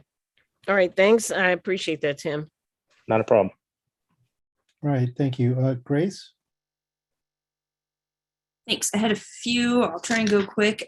Maybe starting big picture. I was wondering if you could give a little context to the impact on the general operating fund and it being 28.58% of reoccurring expenditures, because I imagine that the reoccurring expenditures are also covered by other funds. So I was wondering if you could give some context to like where the target or the historical marker is for percent of reoccurring expenditures from the general fund. I can jump in on that. So we've been targeting 25 fund balance is 25% of recurring expenditures, and we really think that's sufficient for any unexpected needs. And in fact, at some point, we'll ask you to amend our financial policies to reflect that. But I don't think we're at any risk of dipping into the fund balance too far at this point. Also, when we complete the forecast, we'll update our estimate of what fund balance looks like, and I expect it'll look a little bit better than that even. Thank you. Then the next one was about the home American Rescue Plan stuff. And so you're saying that 25,000 for administrative costs and then about 120,000 for the action plan. Is that correct? And is there an outside organization conducting that since it's for the county? Or just if you could explain a little bit of those cost expenditures. Sure. This is Sheila. The home ARP program was designated by HUD to assist individuals or households who are homeless or at risk of homelessness. This did come out of the Congress of the funding that was approved in March. So the city of Urbana's allocation, or actually it's the Home Consortium's allocation, was the $2.9 million. However, they released 5% of that for planning and administration. And so we've guesstimated that, Braden and Mai's time will be maybe $25,000. So I like to budget, worst case scenario. And then, like I said, we are issuing a request for proposal for assistance to write that plan document. And so those funds will be used for that. Once HUD approves the action plan, then the balance of the funds will be released and we'll have an additional administrative budget that we can use to implement the plan. And is that exclusively Urbana staff with your department, or is those costs also like outside? Yes. No, it's for Urbana staff. We are the administrator of the Home Consortium. So it will be for us and any consultants that we hire to help us write the plan. And so you're saying maybe outside consultants and overtime for existing staff? Is that right? I don't necessarily know about overtime. It may just be that, our time may be spent in this area rather than another area. So, we're we're winding down on the COVID grant. And so instead of spending our time on COVID funding and planning, we might spend our time here. I imagine most of the staff time is going to be oversight of the request for proposal process and administrating whatever contract comes out of that. Okay, I think I need to ask more questions at another time to understand, because I'm having a hard time wrapping my head around full-time staff being paid extra to work in like work time, but I will work on that. It's not necessarily extra. It's just when with the grants, we bill out our staff time based on tasks. So we keep time sheets, whether I'm working on CDBG or whether I'm working on home, whether I'm working on COVID, and we bill each of those grants based on the amount of time that I have spent there. And that's a requirement of HUD. So since we've got this funding, we need to have a salary line item that we can bill our time to. It's not like I'm going to be getting an additional $25,000. It's just that when we break out how I spend my time daily, part of my time will obviously be spent towards this project. Okay, thank you. And then other question was about, or did someone adding to that? Other question was about legal services fees. So is that correct that you're saying that $180,000 is historically what we would pay for a year for a full-time city attorney? So that is various things. So that's, let's see. So about like, we estimated $16,000 monthly for general legal services, plus any other specialized needs. So that is just an estimate we did, not necessarily to for attorney or Elizabeth, you want to add more to that? Yeah, so I think the question was more about what would we have been paying a city attorney if we had one on staff, and I don't have that exact number at my fingertips, but I will say we have 2 attorney positions that we previously staffed that are not currently staffed, and between those 2 positions and the benefits that go with those 2 positions, I think this is kind of I'm going to say a fair exchange. We're not spending more than we would overall than we would have otherwise spent on salaries for those positions. And then is this for year, like fiscal year to date, or is this one payment for the whole fiscal year anticipated the next part of this year? This amount, so originally at the start of the year when we did the budget, we didn't know how long we'd continue to use outside services for this. At this point, this estimate anticipates that we'll continue to use outside services for the remainder of this fiscal year. Okay. And it is in the detailed being billed hourly, correct? This is just what we expect for overall for the fiscal year? Correct. Anytime we use outside counsel, they bill us hourly for their time. Yes. And I guess I'm just wondering too, maybe not for getting into today, but just an idea of if it's possibilities, it seems like it would be to pay those services to another attorney, since we don't have like one city attorney. Just for example, ideas about if council wanted help from someone of their selection for like drafting resolutions or asking questions or something. It just seems like since we don't have one appointed city attorney, that there's nothing that says that it has to go to one particular person or agency.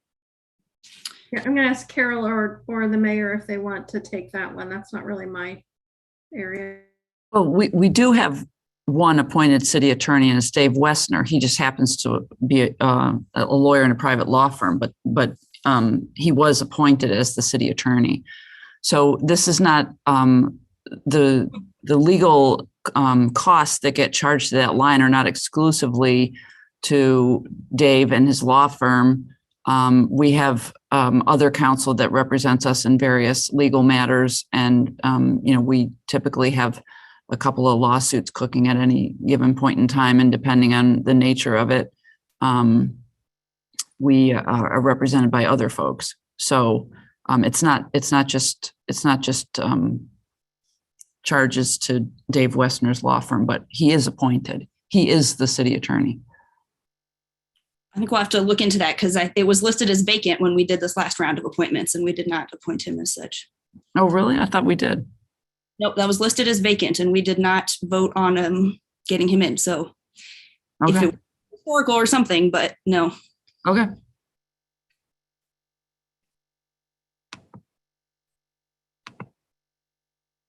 All right, are you done, Grace? I'm sorry, it appears my video is locked up to yes. me, but I'm sure you all can hear me, right? Yeah. All right, were there any other questions? If there are no other questions, I would need a motion for approval, and can this go on the consent agenda? It cannot because it's a budget amendment. Okay. Yeah, I'll make that motion. I'll make a motion to send ordinance number 2021-11048, an ordinance revising the fiscal year 2022 annual budget amendment number 4 to city council with a recommendation for approval. I'll second. Thank you for the motion, Mary Alice, and the second, Sharice. Any further discussion? Yes, Chandra. I just had a quick question on the IHSA sponsorship. If there was a pledge in 2019, how come it wasn't fully budgeted for this year, I guess? It was an oversight during the budgeting process. We've done 2,500 in the past for the IHSA wrestling, but we were increasing this along with our other community partners for the basketball tournament, and that was an oversight. So next year it will be at the 7,500. And I'm correct, there was no tournament in 2020 at all, right? Oh, Any other questions? Would the clerk please call the roll?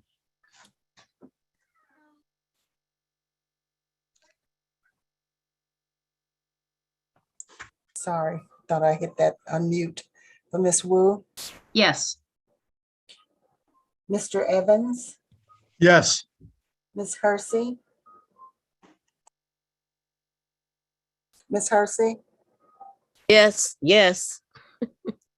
Ms. Colacetti, Yes. Ms. Bishop,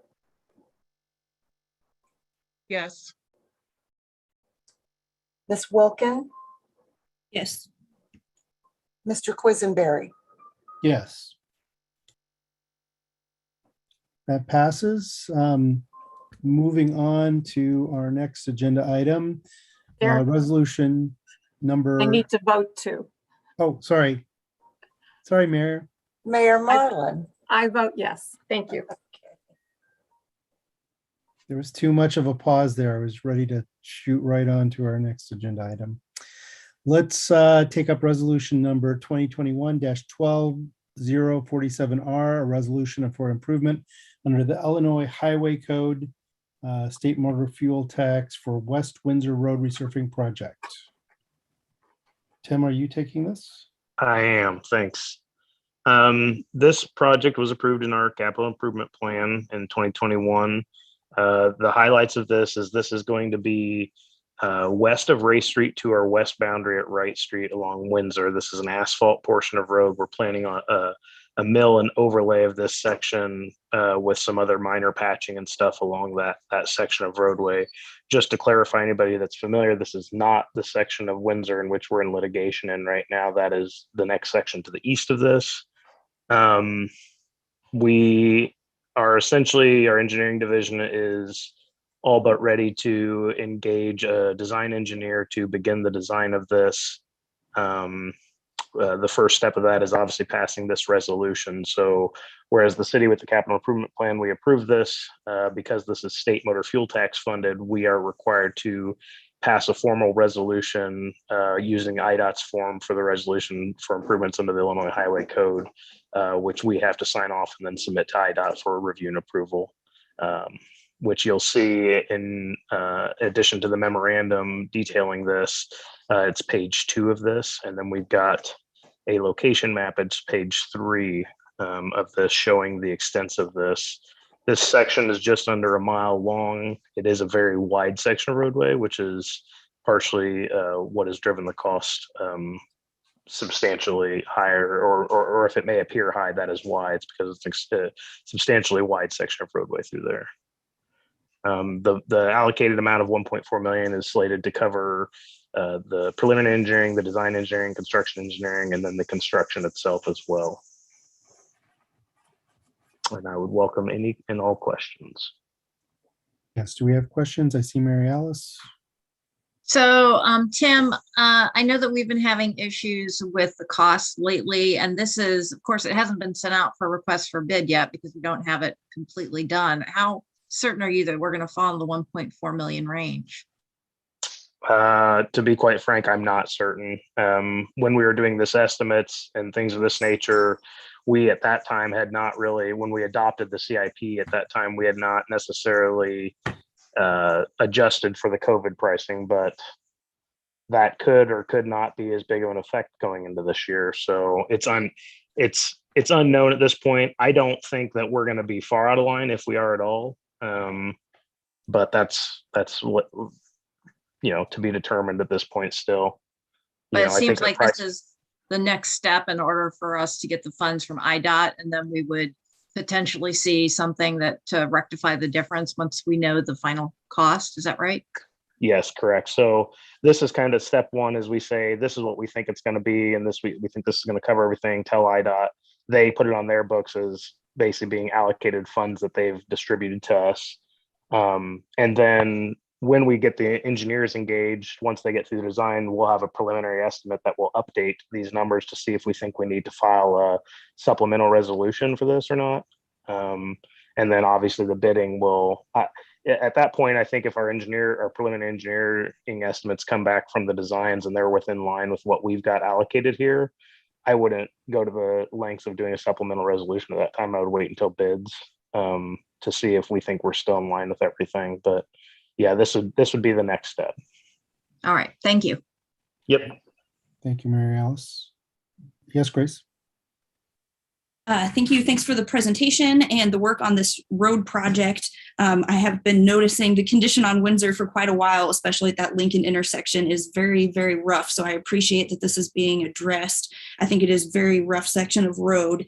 And you mentioned something about litigation further east on Windsor. I don't know if you could just share not a full story maybe, but a little bit, because it seems like also there was maybe issues further west, but then that stops being Urbana right at Wright Street. Is that right? So we're doing Wright Street over, and I didn't know if you could just clarify if you said east or west and a little bit about what that issue was. Yes, our cutoff, our west boundary is Wright Street. So any issues to the west are Champaign issues.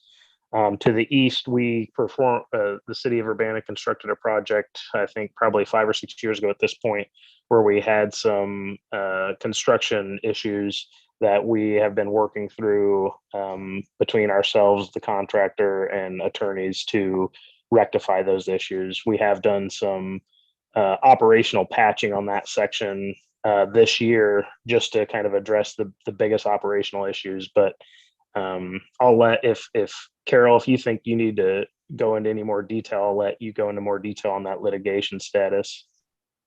I'm happy to give a more detailed briefing in closed session if anyone's interested, but the gist of our complaint is that we received a road that was built to a substandard condition, and that is the nature of the litigation. And as I said, if anyone's interested in more detail, I can provide that in a closed session. And it was more than 5 years ago.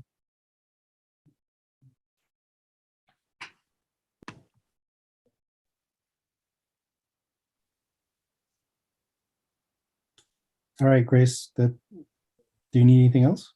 That's all. Thank you. Okay, don't see any other hands raised. So I think we could put on the consent agenda, and we could with a recommendation for approval. So could I get a motion to that effect? Sharice, are you signing up to make that motion? I'd like to move that for resolution number 2021-12-047R, resolution for improvement under the Illinois Highway Code State Motor Fund Tax for West Windsor Road resurfacing project be moved to City Council for approval. On the consent agenda? On a consent agenda. Did I hear that as well? Yes, on a All right. consent agenda. I'll second. Thank you, Jaya, for the second. Any other discussion? Yes, Grace. Yeah, I love the cameos of your cat. I just want to, that makes me smile. I confess this is a question, but it's also relevant to the next one. So I don't know if I could just say it before we vote, ask. Is it relevant to the current one? It is. Yeah. Okay, go ahead then. So I'll ask, and if nobody wants to answer, I guess that's that. But I was wondering, what is the total amount of the state motor fuel tax pot of money? Tim, can you give us that? I've got our 2021 numbers that I can provide that we have a beginning or the ending balance from our state motor fuel tax funds within our 2021 CIP were 4.16 million. With that being said, I would also offer the caveat of when I came into this position, we had upwards of 30 open sections, which would be open projects in IDOT's terms. And we've been going through and essentially rebalancing the books.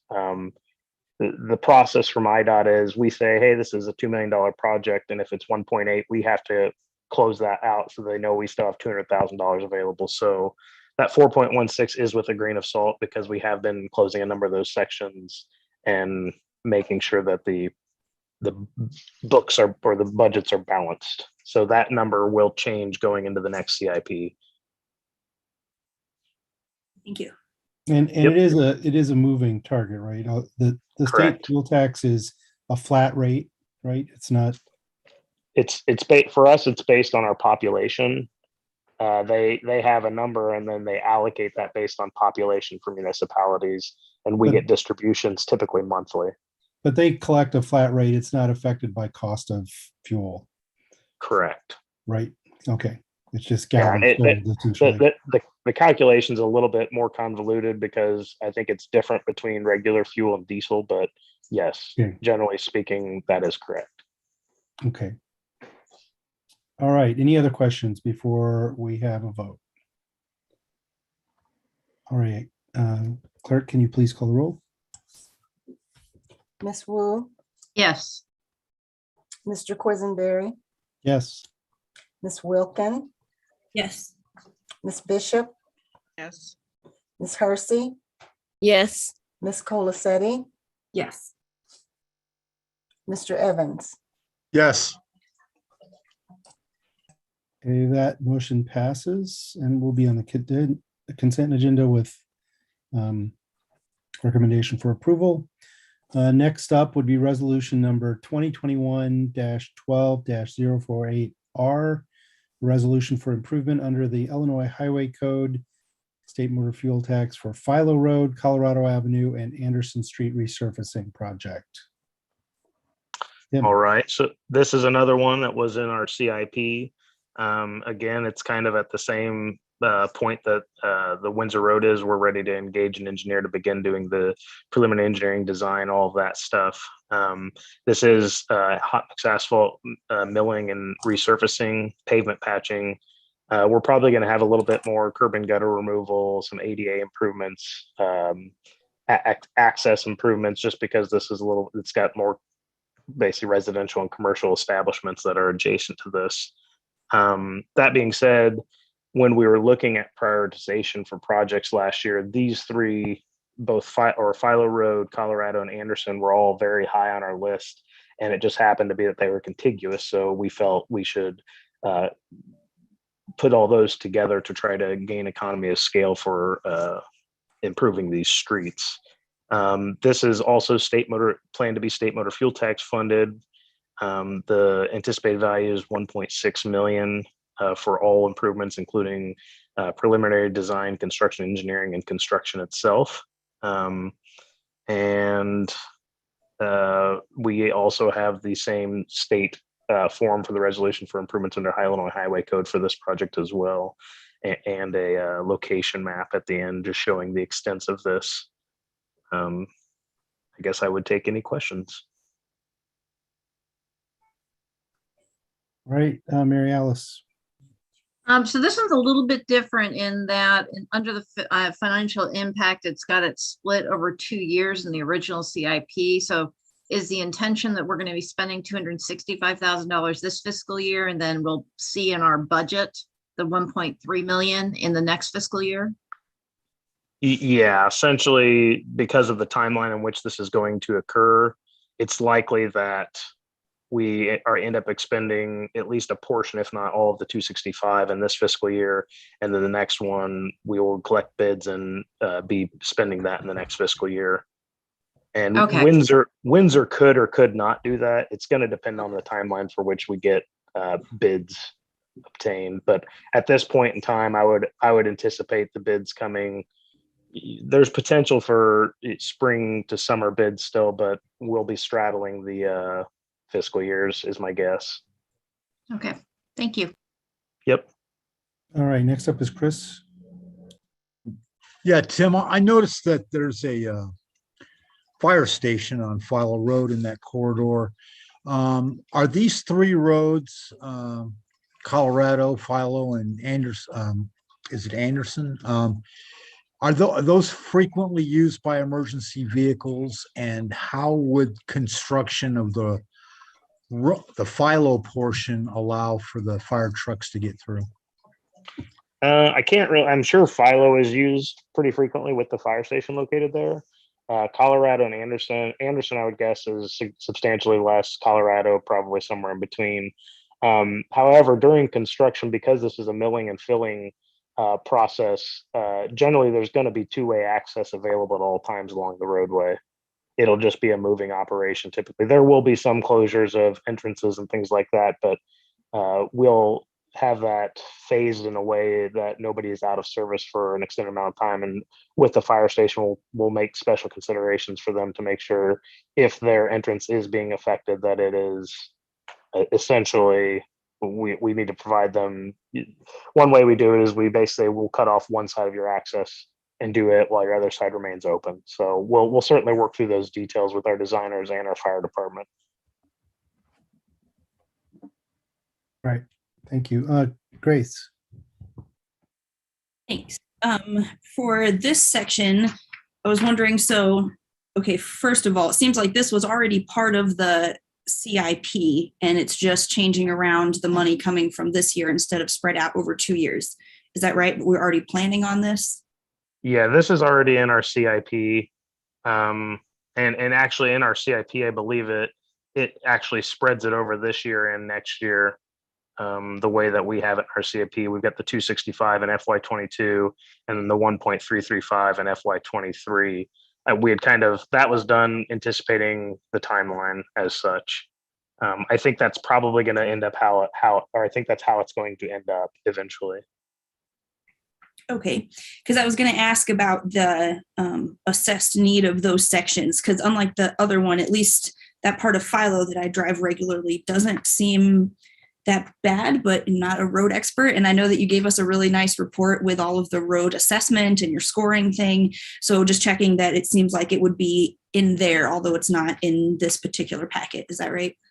Yes. Yeah. And I think this is just me recollecting off the top of my head, but I believe that section of Philo, or the section of Windsor that we're doing, all three sections were on average, I think, around a 30 to 35 PCI. So that's a 0 to 100 scale. Just for reference. And then I think Philo was in that same range. It was right in the 30 to 35 range. And I believe Colorado was slightly higher than that. And then Anderson, I think, was actually slightly lower than that as far as condition goes. Okay, thank you. Yep.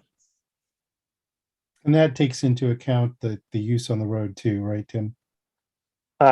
Our prioritization takes into account the use on the road. Right. The condition itself does not. But yes, our prioritization matrix that we kind of shared with you guys during council training, yes, that it takes into the roadway classification.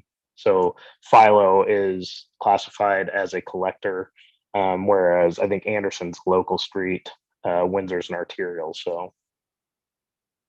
All right, Mary Alice, could you take the chair for a second if you're handy? Yes, I'm happy to. Sorry, Thank you. I'm eating something. The chair recognizes James. All right, thank you. So Tim, this is just going to be resurfacing, right? There will be no like safety enhancements or such considered during this? Correct. It's going to be essentially resurfacing. The safety enhancements would be limited to sidewalk, ADA compliance, access improvements. How about the assessment of the need of a crosswalk? Because there's a lot of pedestrian traffic about midway between Philo and Cottage Grove, near the bus stop on the south side there. And I think if in the long term, it would be good to look at the possibility of crosswalk with some signage around it. This is on Colorado. This is on Colorado, yeah. Okay. We'll talk about it with our designers. We can certainly look into that. We could maybe address it with some of the things we're talking about in ARPA or other area improvement. Sure. Funds. But I just, if we're going to be doing this, I wanted to get that in your mind. Absolutely. Appreciate it. Thank you, Mary Alice. All right, I relinquish the chair back to James. Right. Any other questions, or are we ready to make a motion?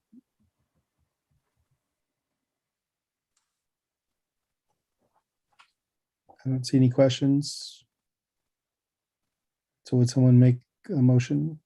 I'll move for recommendation for approval on consent agenda resolution number 2021-12-048R, resolution for improvement under the Illinois Highway Code state motor fuel tax for Philo Road, Colorado Avenue, and Anderson Street resurfacing project. Thank you, Grace. I'll second. Thank you, Mary Alice, for the second. Any further discussion? Would the clerk please call the roll? Ms. Wu, Yes. Mr. Evans, Yes. Ms. Hersey, Yes. Ms. Colacetti, Yes. Mr. Quisenberry, Yes. Ms. Wilkin, Yes. Ms. Bishop. Yes. All right, that passes.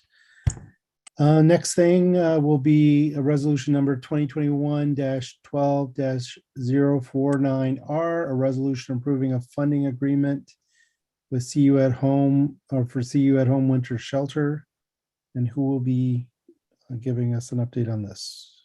I'd like to ask that Braden Belcher be promoted to a panelist, and he'll be given the update. All right, thank you, Sheila.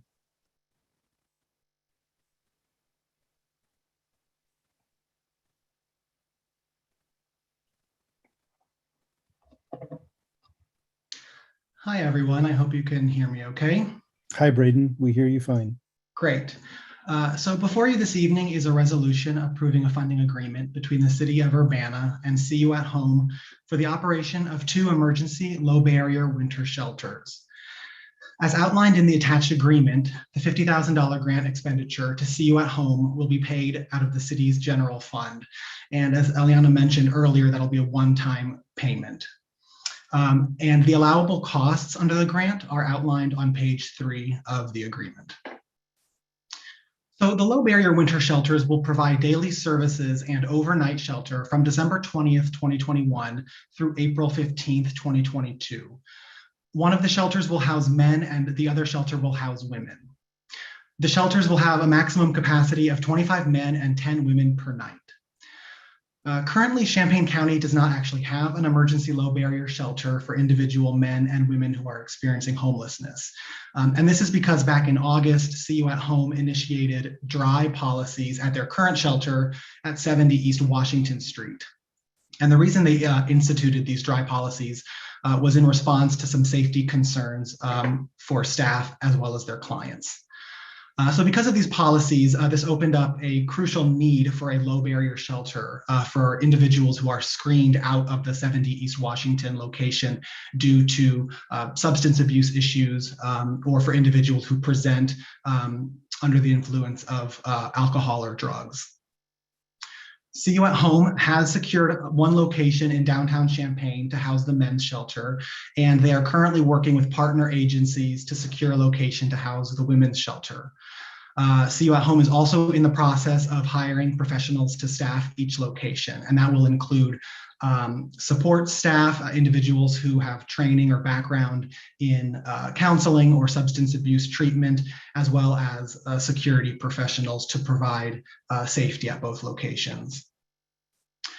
So the operations of the low barrier winter shelters will be overseen by a steering committee of representatives from each funding agency, and this includes the City of Urbana. The role and responsibilities of the steering committee are outlined in Section 7 of the attached agreement. So I'll take any questions you have about this agreement at this time. All right, Chris. Okay, so today is December 6th. And you want to be open by December 13th, is that right? So they are working very hard. Like I said, they have secured the location for the men's shelter, and they're hoping to open that as quickly as possible. They are still trying to hire individuals. So, you know, it's been a quick turnaround trying to get this off the ground. So the target date is the 20th. I was told in a meeting today that it's possible See You at Home will be able to open the men's shelter earlier, but like I said, they are still trying to find a location for the women's shelter, but they're working with several churches in and around downtown Champaign to secure that location. So again, it's been a quick turnaround to try to get both of these shelters off the ground. It's been a lot of work, you know, for not only See You at Home, but a lot of the other agencies that are helping out. So the 20th is that target date, but they're hoping once they have the funding secured, once they have the staffing and the location secured, they're hoping to get them open as quickly as possible. Okay, thank you. Okay, Mary Alice. So this, I believe it was the same shelter that came up to Township last Monday. And I noticed that there are some differences here. So in Township, we were giving them a monthly amount. And in this one, it's a flat amount as I read it. Is that correct? It's a flat amount of 50,000 regardless of the number of days they're open? That's correct. I can't speak too much to the township's agreement, but the way that this is written, they will invoice us, you know, either biweekly or monthly for their expenses, and then we will reimburse them up to $50,000. And then the other thing that is different is a termination clause. So is it standard to have a termination clause of 30-day written notice? Is that standard in ours? Maybe Sheila could answer that. So I will defer to her on that one. Yes, Mary Alice, that's typically what is in our contracts and agreements is a 30-day. So since we're providing a flat amount, if for some reason something happens in January and they decide that they have to close because of some unforeseen complication, does that still mean that the city pays 50,000, or is there some way it's prorated? We will be processing payments based on a reimbursement. So they'll bill us, we'll review, make sure that they met all of the guidelines, and then process payment. So it's not like December 21st, we're going to cut a check for $50,000. That's just our maximum contribution towards the project. So I guess that begs the question in terms of how does that invoicing work? Do they have a certain amount every month that they spend and then they divvy it up amongst the contributing people? So it's for what we are reimbursing them for operational expenses. So, and those are outlined on page 3. So See You at Home has said that they are interested in most likely a bi-weekly reimbursement, just because as they're getting these shelters up and running, they'll have a lot of expenses. So that, you know, could be rent for the locations, you know, fuel for the vehicles that they're transporting people around in, you know, things like that. So as they have those expenses and they send those to us, you know, in an invoice, most likely at the beginning, that'll be like a bi-weekly payment or maybe monthly, but it's for operational expenses in sort of administering or operating both of these shelters. Does that make sense? Mm-hmm. Yeah. Thank you. Yes, Grace.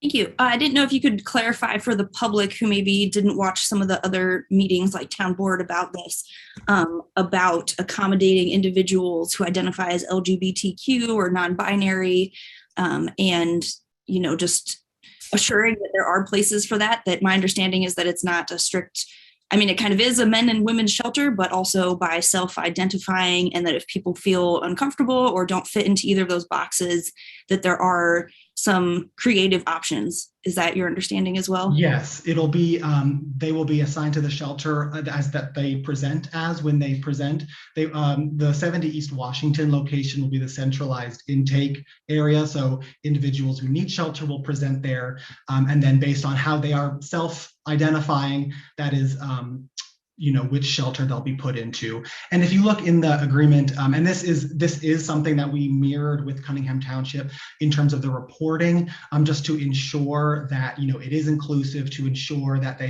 that, you know, the shelters are low barrier. The steering committee is requesting regular updates on, you know, numbers, who's being admitted, have there been people who have been turned away? If so, why? You know, requesting a written explanation if there are individuals who are turned away for whatever reason. So built into that oversight and governance of the shelter are, you know, protections for, again, just to ensure that the shelter does remain low barrier and does remain inclusive. And so, and there's also in the agreement, there's a clause that speaks to that as well in terms of non-discrimination for individuals who present. And could we, you know, as council or the public, have a summary of that kind of reporting? Yes. So the steering committee, I believe, I believe it's a monthly report. I need to double check on that, but that can be provided if you're interested. Again, it'll be, we're requesting that they input the data into HUD's homeless management information system, which again tracks demographics, length of time homelessness, data like that. So information like that can be shared if you would like to see it.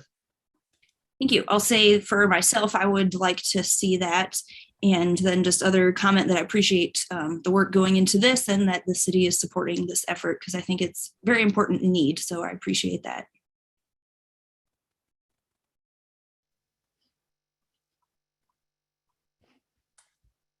Okay, any other questions? Chandra? I was just gonna make the motion. Oh, please go ahead. I move to approve resolution number 2, or move on to city council resolution number 2021-12-049R, a resolution approving a funding agreement with CU at Home Winter Shelter. Is that eligible for the consent agenda? Yes. Onto the consent agenda. And you did say for approval, right? Yes. All right, thank you for that. I'll second. I'll second. Jaya has seconded. Any other discussion? Seeing no other discussion, would the clerk please call the roll? Ms. Wu, Yes. Mr. Quisenberry, Yes. Ms. Bishop, Yes. Ms. Hersey, Yes. Mr. Evans, Yes. Ms. Colacetti, Yes. Ms. Wilkin. Yes. All right, that motion passes on to the city council next week. We are now to ordinance number 2021-12-049. An ordinance amending Urbana City Code Chapter 3, Section 3-43, increasing the number of Class P liquor licenses for Zayed Salem LLC, doing business as Black Fox at 602 North Cunningham Avenue, Urbana, Illinois. If you allow, I will talk about the next 3 ordinances. They're all related to liquor licenses. Okay. So first, as you mentioned, is a Class P liquor license. Actually, the number of overall Class P licenses in the city will not increase with passage of this one because we had the Circle K at the corner of Lincoln and Green close. So a Class P is for packaged liquor sales, and this is going to be at 602 North Cunningham Avenue in Urbana. It represents a new business owner. The next liquor license is one for the new Japanese restaurant in downtown Urbana, located at 132 West Main. That's Sakura. This is a Class R and T. That will increase the overall number of R and T restaurant and tavern licenses by one, and this will be for the sale of alcoholic liquor. So it'll be beer, wine, and mixed drinks. And then the third liquor license is another new business locating at the Stone Creek Atkins golf course. And this will be for the new restaurant called Homegrown, which is being operated by the owners of the Wheelhouse in St. Joe. And this is for our Class GC liquor license. This is one of the new classes of liquor licenses that were created when we rewrote the liquor code. GC stands for golf course. And so this allows for the sale of alcohol both at this clubhouse and on the rest of the property. So they may have special stands set up on the golf course or for other events. So this is one of the liquor license categories that was brought to our attention as being one that would be useful to have and offer flexibility to owners of the golf course. So I would recommend approval of each of these three licenses, and this will increase the number of GC licenses in the city of Urbana from 0 to 1, since we only have one golf course in the city limits. Hey, Mary Alice. I just have a quick question about the Black Fox. Do you know what kind of business that is? They're selling packaged liquor? It's a liquor store. It's just a liquor store, a new liquor store on Lincoln? On North Cunningham, it's in Cunningham. Is it adjacent to the Tin Roof Bar? Yes, yeah, it was a bookstore. Okay. And yeah. Okay, other questions? So I know it's a little tedious, but I think we will take these, since they're different, we'll take these sure. one motion at a time. I'll get us started on the motions, if that's okay. Thank you. Okay, I move on the consent agenda to City Council with a recommendation for approval. Ordinance number 2021-12049, ordinance amending the Urbana City Code Chapter 3, Section 3-43, increasing the number of Class P liquor licenses for Zaid Salem LLC, otherwise known as Black Fox at 602 North Cunningham Avenue. And actually, that would just be issuing a Class P liquor license. It's not increasing the overall No, number of it's licenses. issuing, yep. A second. All right, Sharice seconds. Any further discussion on this item?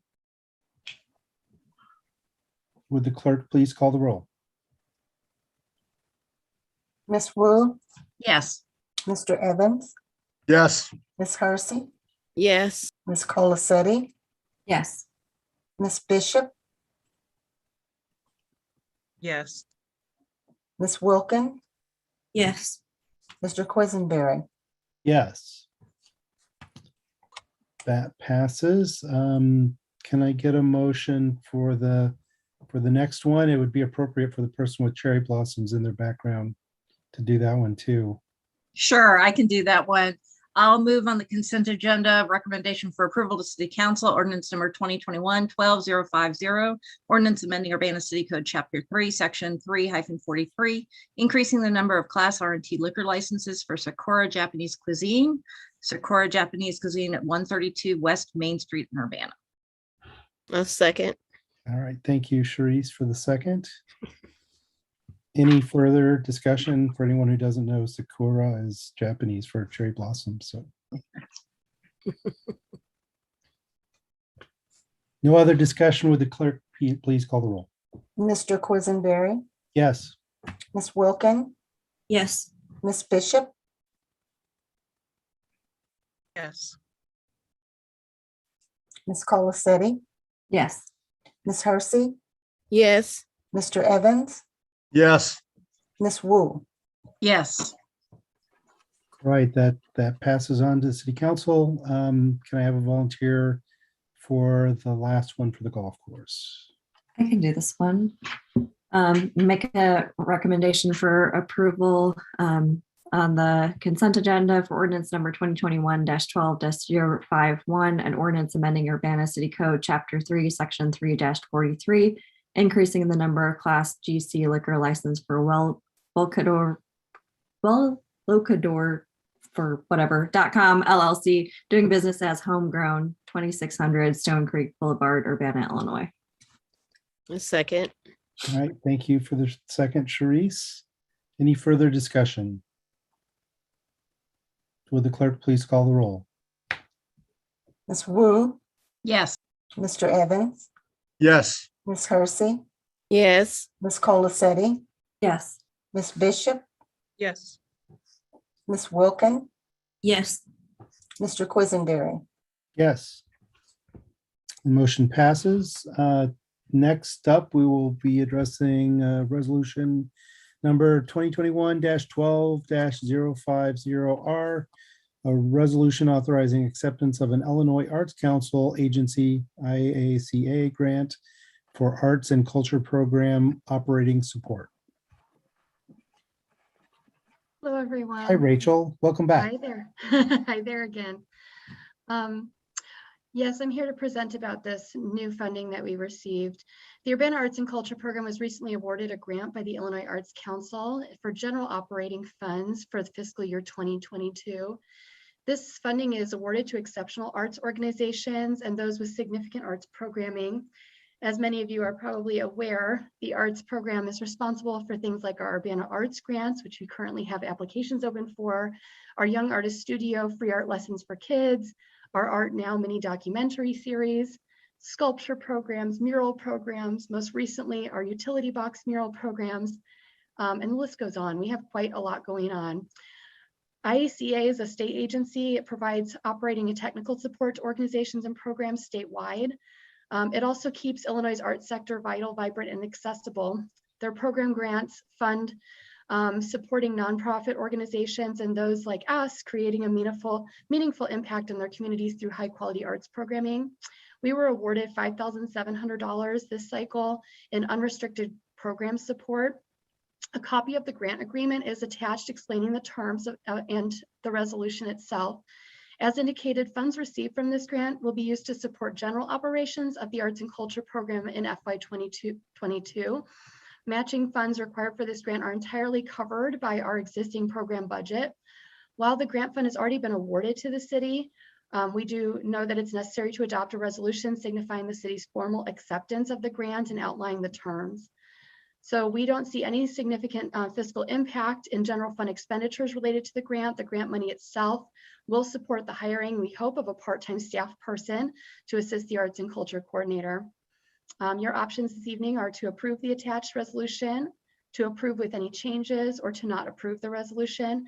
And of course, we, the staff, recommend the City Council approve the resolution with placement on the City Council consent agenda, authorizing acceptance of the IACA grant to the Urbana Arts and Culture Program. All right, thank you. Are there any questions?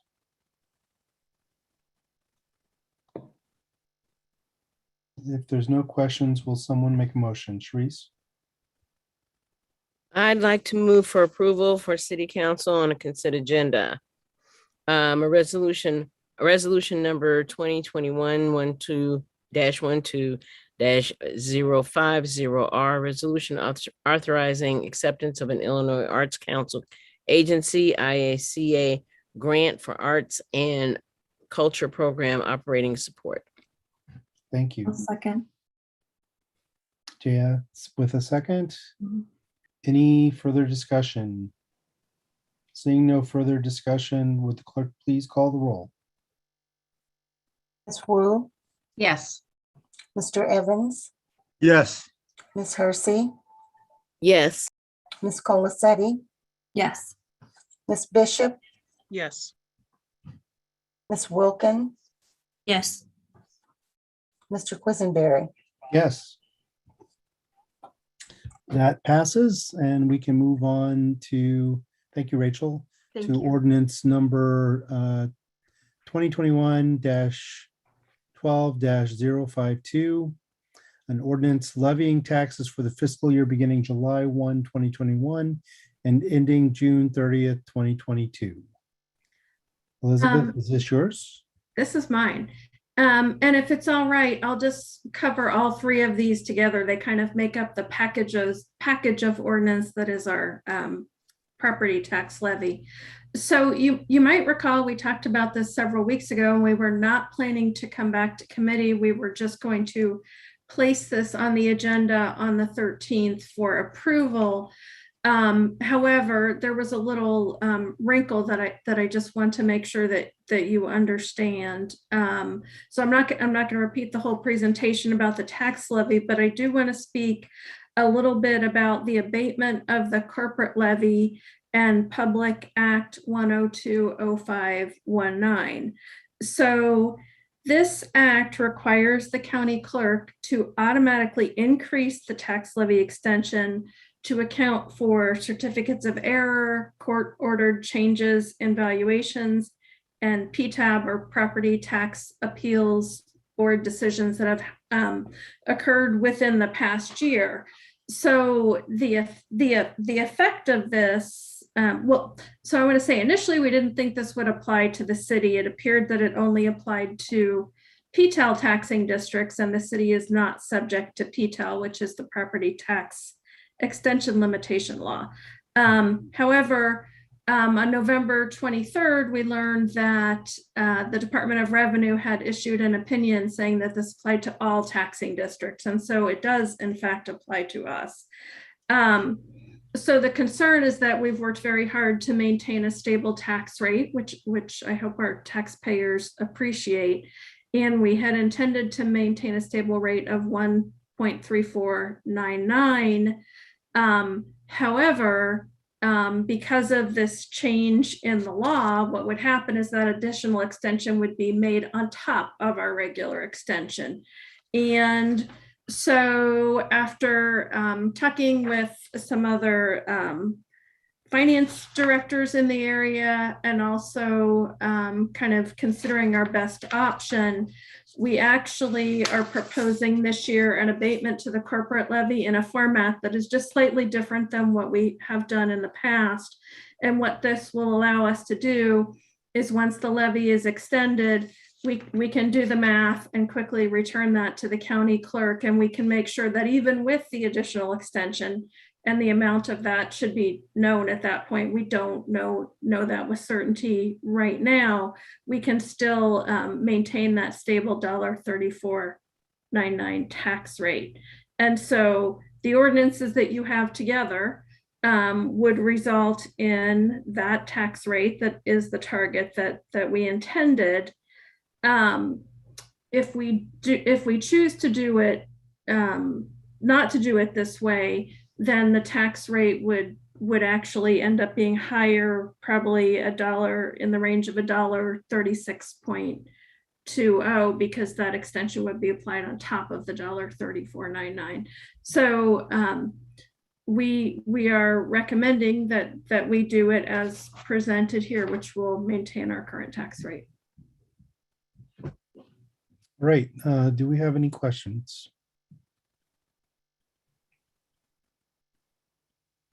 I don't see any questions. There we go. Grace? Thanks. Sorry, trying to wrap my head around that enough to have a cohesive question. So you're saying that the clerk will automatically increase the levy, but like by how much? By like that 5% or what? Well, we're still waiting for the clerk to tell us that, but what I did was Cunningham Township does have a definite number. And so I was able to extrapolate from that because we're coterminous, we're talking about the same group of properties. So adjusting for the tax rate, I expect that number to be about $75,000. So that would be applied on top of our $1.3499 tax rate, unless we do this alternate method of abatement where we do the calculation at the last minute. And so you're saying that that $75,000 increase would change the taxes for all of Urbana by that 0.02 something almost? Correct. Yeah, for every taxpayer in the city. Now I'm gonna, to be clear, this is also happening for all of the other taxing districts at the same time. So I can't predict the impact overall on the total tax rate, but what we can do is try to control our little 13% piece of the total tax rate. Yeah, which I definitely do appreciate and understand. And I think that a lot of the public would as well. And also just balancing that with being able that we can, you know, not sell the city portion short, since we are also just a fraction of that. If the other taxing bodies aren't of the same mindset, it seems like it kind of needs to be a little bit of a joint effort. Like if the other ones are increasing while we're decreasing, you know, I think we could be hurting the city operations and not actually helping the taxpayers. So I don't know if any of that's the case, but just things that I'm balancing in my mind. I imagine you all are as well. Yeah, it's really, we don't know at this point what everyone else is going to choose to do. They could file abatements after the fact that you know, we don't even know at this point. And many of the districts haven't approved their final tax levies yet. Okay, and so one more thing, I'm still trying to understand how the $75,000 would increase the tax base that much for such a small amount of money. So it's just math. Basically, you're taking the amount that would be levied, and it's levied per $100 of equalized assessed valuation. So when you do the calculation, that amounts to like 2 cents on every, you know, $100 of assessed valuation. Okay. Thank you. Any other questions? Mary Alice, can you take the chair for a moment? Sure, the chair recognizes James. So do we know if the ruling, it's the Illinois Department of Revenue that made that ruling? Mhm. Do we know if anybody's going to challenge that in the name of home rule municipalities? So we don't know if anybody will challenge that. We also don't know, I kind of suspect, because if you read the act, it's very vague. It's very brief and doesn't provide a lot of detail about how this is supposed to work. So I think it's possible there could be a legislative solution to clarify as well. But because of the way we're doing this, we are able to fill in the blank at the very last minute before they extend the tax levy. Whatever happens between now and then, we can take that into account to achieve the tax rate we want. Yeah, I appreciate the solution. It just seems to me that, and I'm also used to legislation that doesn't seem to have taken all of the implications into account, but it just feels like that it's a mistake. But in any case, thank you. Thank you, Mary Alice. All right, I relinquish the chair. All right, the chair recognizes Sharice. Okay, Elizabeth, yeah, and I'm always saying I am not a mathematician. So the 75,000 roughly, that would that's not per household or per property. That's spread throughout the Cunningham Township, or what? That's over our entire tax base, right? Okay. All right. All right. I guess I get it. All right. Okay. So if there are no further questions, we can start working through these three motions, and these cannot be on consent agenda, correct? I think not, because they require the mayor's vote. Okay. I actually wanted to send it to city council with no recommendation because I'm still wrapping my head around this too. Okay. But So I'll move ordinance number 2021-12-052, an ordinance levying taxes for the fiscal year beginning July 1st, 2021 and ending June 30th, 2022 to City Council with no recommendation. All right, thank you, Mary Alice. I'll second that. Thank you, Sharice, for the second. Further discussion? Would the clerk please call the roll? Mr. Wu, Yes. Mr. Evans, Yes. Ms. Hersey, Yes. Ms. Colacetti, Yes. Ms. Bishop, Yes. Ms. Wilkin, Yes. Mr. Quisenberry. Yes. That passes. Let's move on to the next one. Yeah, I'm hoping we'll get more information about that, how that's going to work before we have to dead set it. I'm sorry, James, go ahead. I'm sorry. Well, I was going to say, what more information on how it's going to work? What are you looking for? I mean, what the state is going to do or what the state can do and how we wrap our heads around, Yeah. understanding that. That's what It's pretty straightforward, right, Elizabeth? Well, so what I'm gonna say is you're up against the deadline to levy taxes, right? There's a statutory deadline. I Right. don't think it's gonna get clarified before that statutory deadline. I do think the way we've presented the ordinance for the corporate levy abatement, it leaves us flexibility to make sure we get that target tax rate regardless of what happens after the fact. Okay. The state isn't going to change what they're doing. It's done. It's Yeah. just what the numbers that come from the county look like that causes the variability. Is that correct, Elizabeth? Correct. I mean, the numbers, we don't know for sure. I've kind of had to extrapolate that. And whether, as you said, there could be some kind of challenge to that ruling from the Department of Revenue or conceivably some new legislation to attempt to clarify this. No, you're not going to have those answers. The only answer you might have would be the figure from the county clerk for the additional extension amount. The other answers you're not going to have before you have to pass a tax levy. Yeah, well, I think basically that's what I was thinking in terms of it's at least have more information on some level so that we know what we'll be dealing with and abating and so on and so forth. You understand what I'm not saying it right because I'm not a math person. So I'm just stating my stupidity right now with all of this.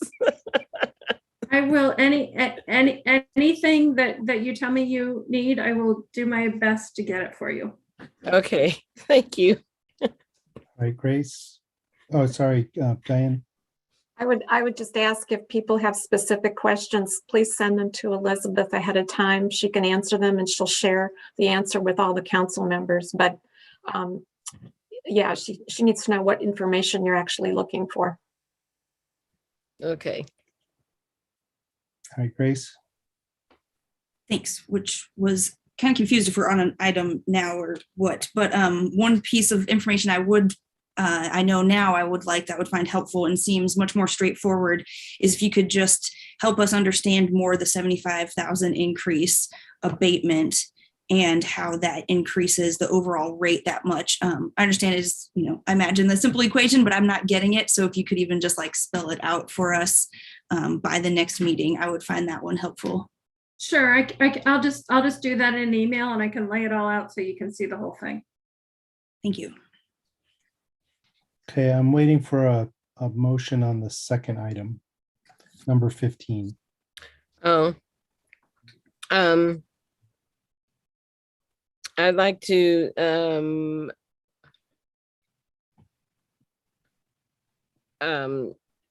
move for approval for the ordinance number 2021-12-053, an ordinance directing the Champaign County Clerk to abate the tax levy for the general corporate fund for the tax year beginning July 1st, 2021 and ending June 30th, 2022. All right, do you second. want to move that with approval, recommendation for approval, or just without recommendation? Or maybe without recommendation for right now. All right, thank you. And then I'll Mary second. Alice? Yep. You're okay with seconding it that way? Yep. Okay. Any further discussion? Would the clerk please call the roll? Mr. Quisenberry, Yes. Ms. Wu, Yes. Ms. Hersey, Yes. Ms. Bishop, Yes. Mr. Evans, Yes. Ms. Wilkin, Yes. Ms. Colacetti. Yes. That passes on to city Does, council. excuse me, does the mayor Yes. vote on that, Phyllis? Oh, here I Well- go again. Actually, I don't think that you need to send it to council and but you will have to vote on it at council because that will be the final vote. But Okay, if you want, great. you want to vote Okay. on this now? Nope, that's okay. Just want to make sure we're doing what we're supposed to. Yeah. All right, one more to go, motion wise at least. Mary Alice? I had a quick question, Elizabeth. This last one is not impacted, right, by the new ruling? Is that right? Or are all three of these impacted? So actually, the only one of the three that is second? really different because of the ruling is, and I'm trying to make sure the order I have these in matches to the order on the agenda. I think The it's- only one that's impacted is 2021-12053. It's the abatement to the corporate levy. So you're right, this last one on the agenda is for the bonds and it's not. Right. Okay, so then I'm going to make a motion to send this to city council with a recommendation for approval because it's not, there's no change here. For ordinance number 2021-12054, an ordinance directing the Champaign County Clerk to abate a portion of the 2021 related general obligation bonds series 2014. City council with approval. I'll second. Second. Seconded by Chris. Can you add a little bit more to this one, Elizabeth? Which bonds these are? Sure. The 2014 bonds were for the Windsor Road improvements. They're actually, last year we had 2 abatements, but we already did our last levy for the 2012 bonds. And just because they were general obligation bonds, they're backed by the city's taxing authority. And when the bonds are issued, there's an order that immediately goes to the county clerk that says you must levy taxes for these. So what happens in practice, if we want to get the lower interest rate from a general obligation bond issue, but pay them from another source, is we have to go through this process on an annual basis. All right, thank you. Any further discussion? Seeing none, would the clerk please call the roll? Ms. Wu, Yes. Mr. Evans, Yes. Ms. Hersey, Yes. Ms. Colacetti, Yes. Ms. Bishop, Yes. Ms. Wilkin, Yes. Mr. Quisenberry. Yes. That passes, and we have concluded our ordinance and resolutions. We are now at council input and communications. Please let me know if you want to speak. Mary Alice? I just wanted to thank all of the city staff who participated in the council goals activities on Thursday and Friday. I know that took a lot of organization, a lot of time, and a lot of people came to both of those sessions. And one thing that struck me was when we went around and were doing kind of the initial exercise was just about everybody in the Zoom room here loves Urbana for very similar reasons. And we all have very similar goals. The question is, how do we get to those goals? And so I thought that really resonated with me during that session. I just kind of wanted to share that with my fellow council members. All right, thank you, Mary Alice. I think I saw Grace next. Thank you. First want to remind council members about the scope of work that we've been working on drafting. for the community safety review. I think Chandra's been compiling that. So just if anyone had last thoughts, I think we'll send out an update and then hopefully have that finalized soon. So just a reminder, if anyone hasn't had a chance to send in anything yet, that's a thing we're trying to finish up as soon as possible. And then I also would second the interest in an update about the co-responder follow-up model. Definitely interested in that. So I hope that we can have an update on that soon. And also agree that the priorities strategic goal setting I thought was really helpful. I think that's very important to do. I think that it was a well facilitated thing and we made some progress, although we didn't get into all of the important, actionable, measurable stuff, which I feel as some of the really important meat of it in the details. So I really hope that we will come together to finish that conversation soon, because I think that we made really great progress, but we didn't get to the actual really important end stuff. And I hope that we can get to that together. And then lastly, I wanted to talk about public safety and just say that I appreciate people's input. I agree that this is a very important and urgent topic, and I hope to be bringing some presentations and ideas to the council and committee soon. And that's all. Thanks.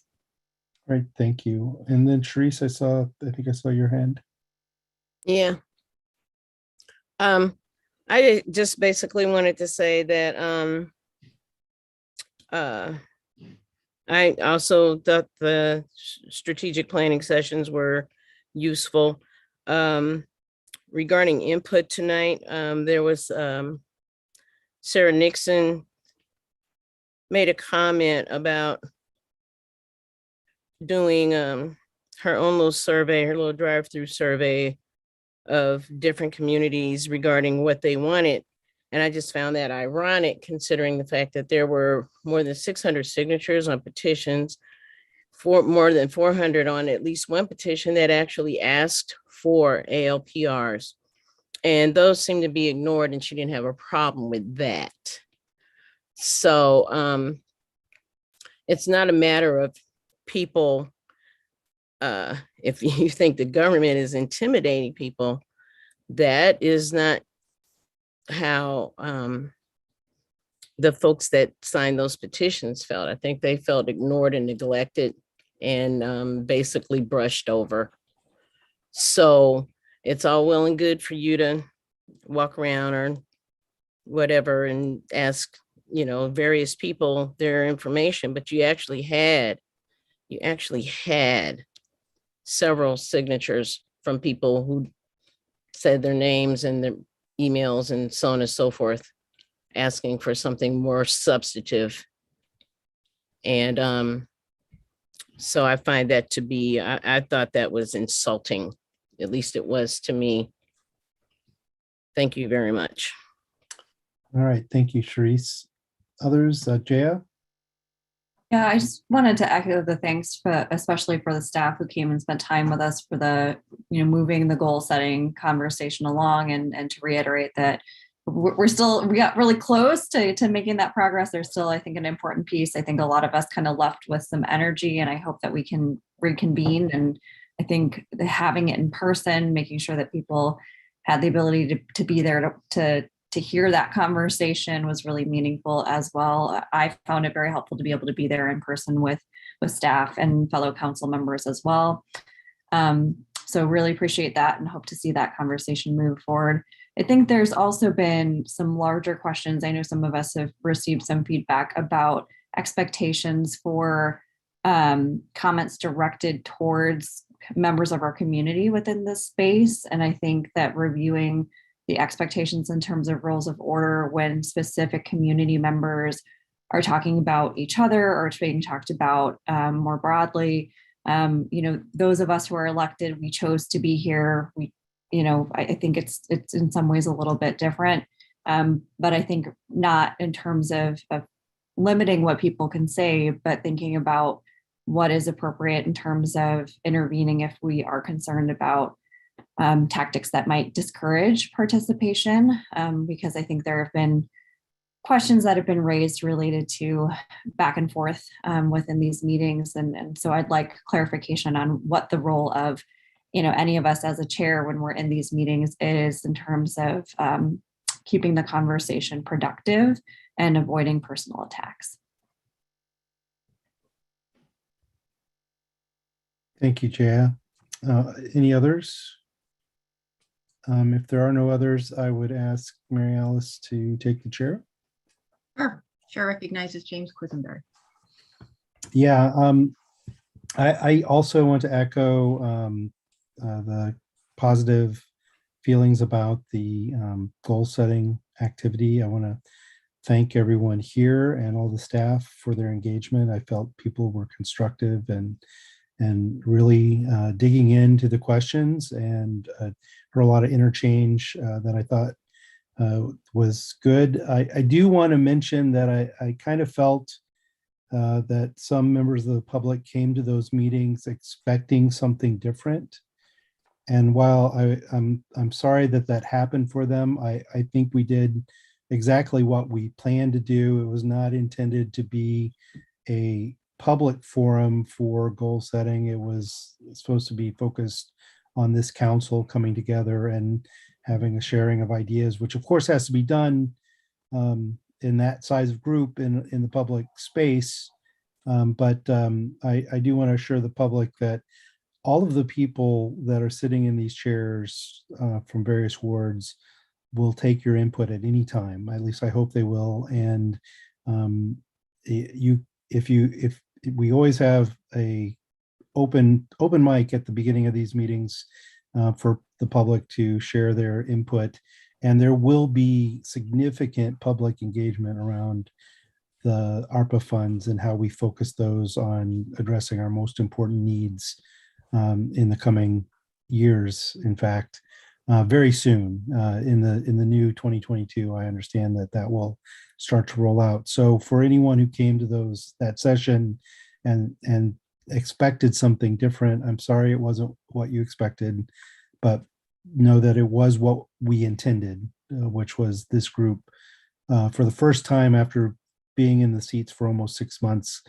having a chance to relate to each other and kind of see where each other finds their priorities and how much they align, which is another good positive item. I do want to echo Jaya's comments about the role of the chair. I noticed tonight that as chair, I do not have any control over mute. And there have been circumstances where I have felt speakers have made accusations, have started to go off the rails with regard to what I consider to be in line with what our rules say it's supposed to be. I've seen that happen many times now, but it has not been actually. I've even heard individuals using profanity. I would have expected someone who does that has their mic cut off at the moment it happens. It's not excusable to do that, but we have not been doing it, and we should understand what we should do consistently and start practicing it. Thanks. All right. Thanks, Mary Alice. Chair is relinquished. You're welcome. All right. If no other council member has something they want to share, Mayor Marlin? Just a quick follow-up. Yes, we will be reaching out to try to find a date that works for everybody to finish working on the goals. And as you pointed out, we do have the action steps to finish, which is actually going to be the hardest, but also the most important part of the whole thing. So we'll be reaching out, and we want to get those finished hopefully before the holidays. So we'll be looking for a day. All right. Thank you for that. Thank Any you. others? With no other council input, we've completed our agenda and we are adjourned. Thank you all.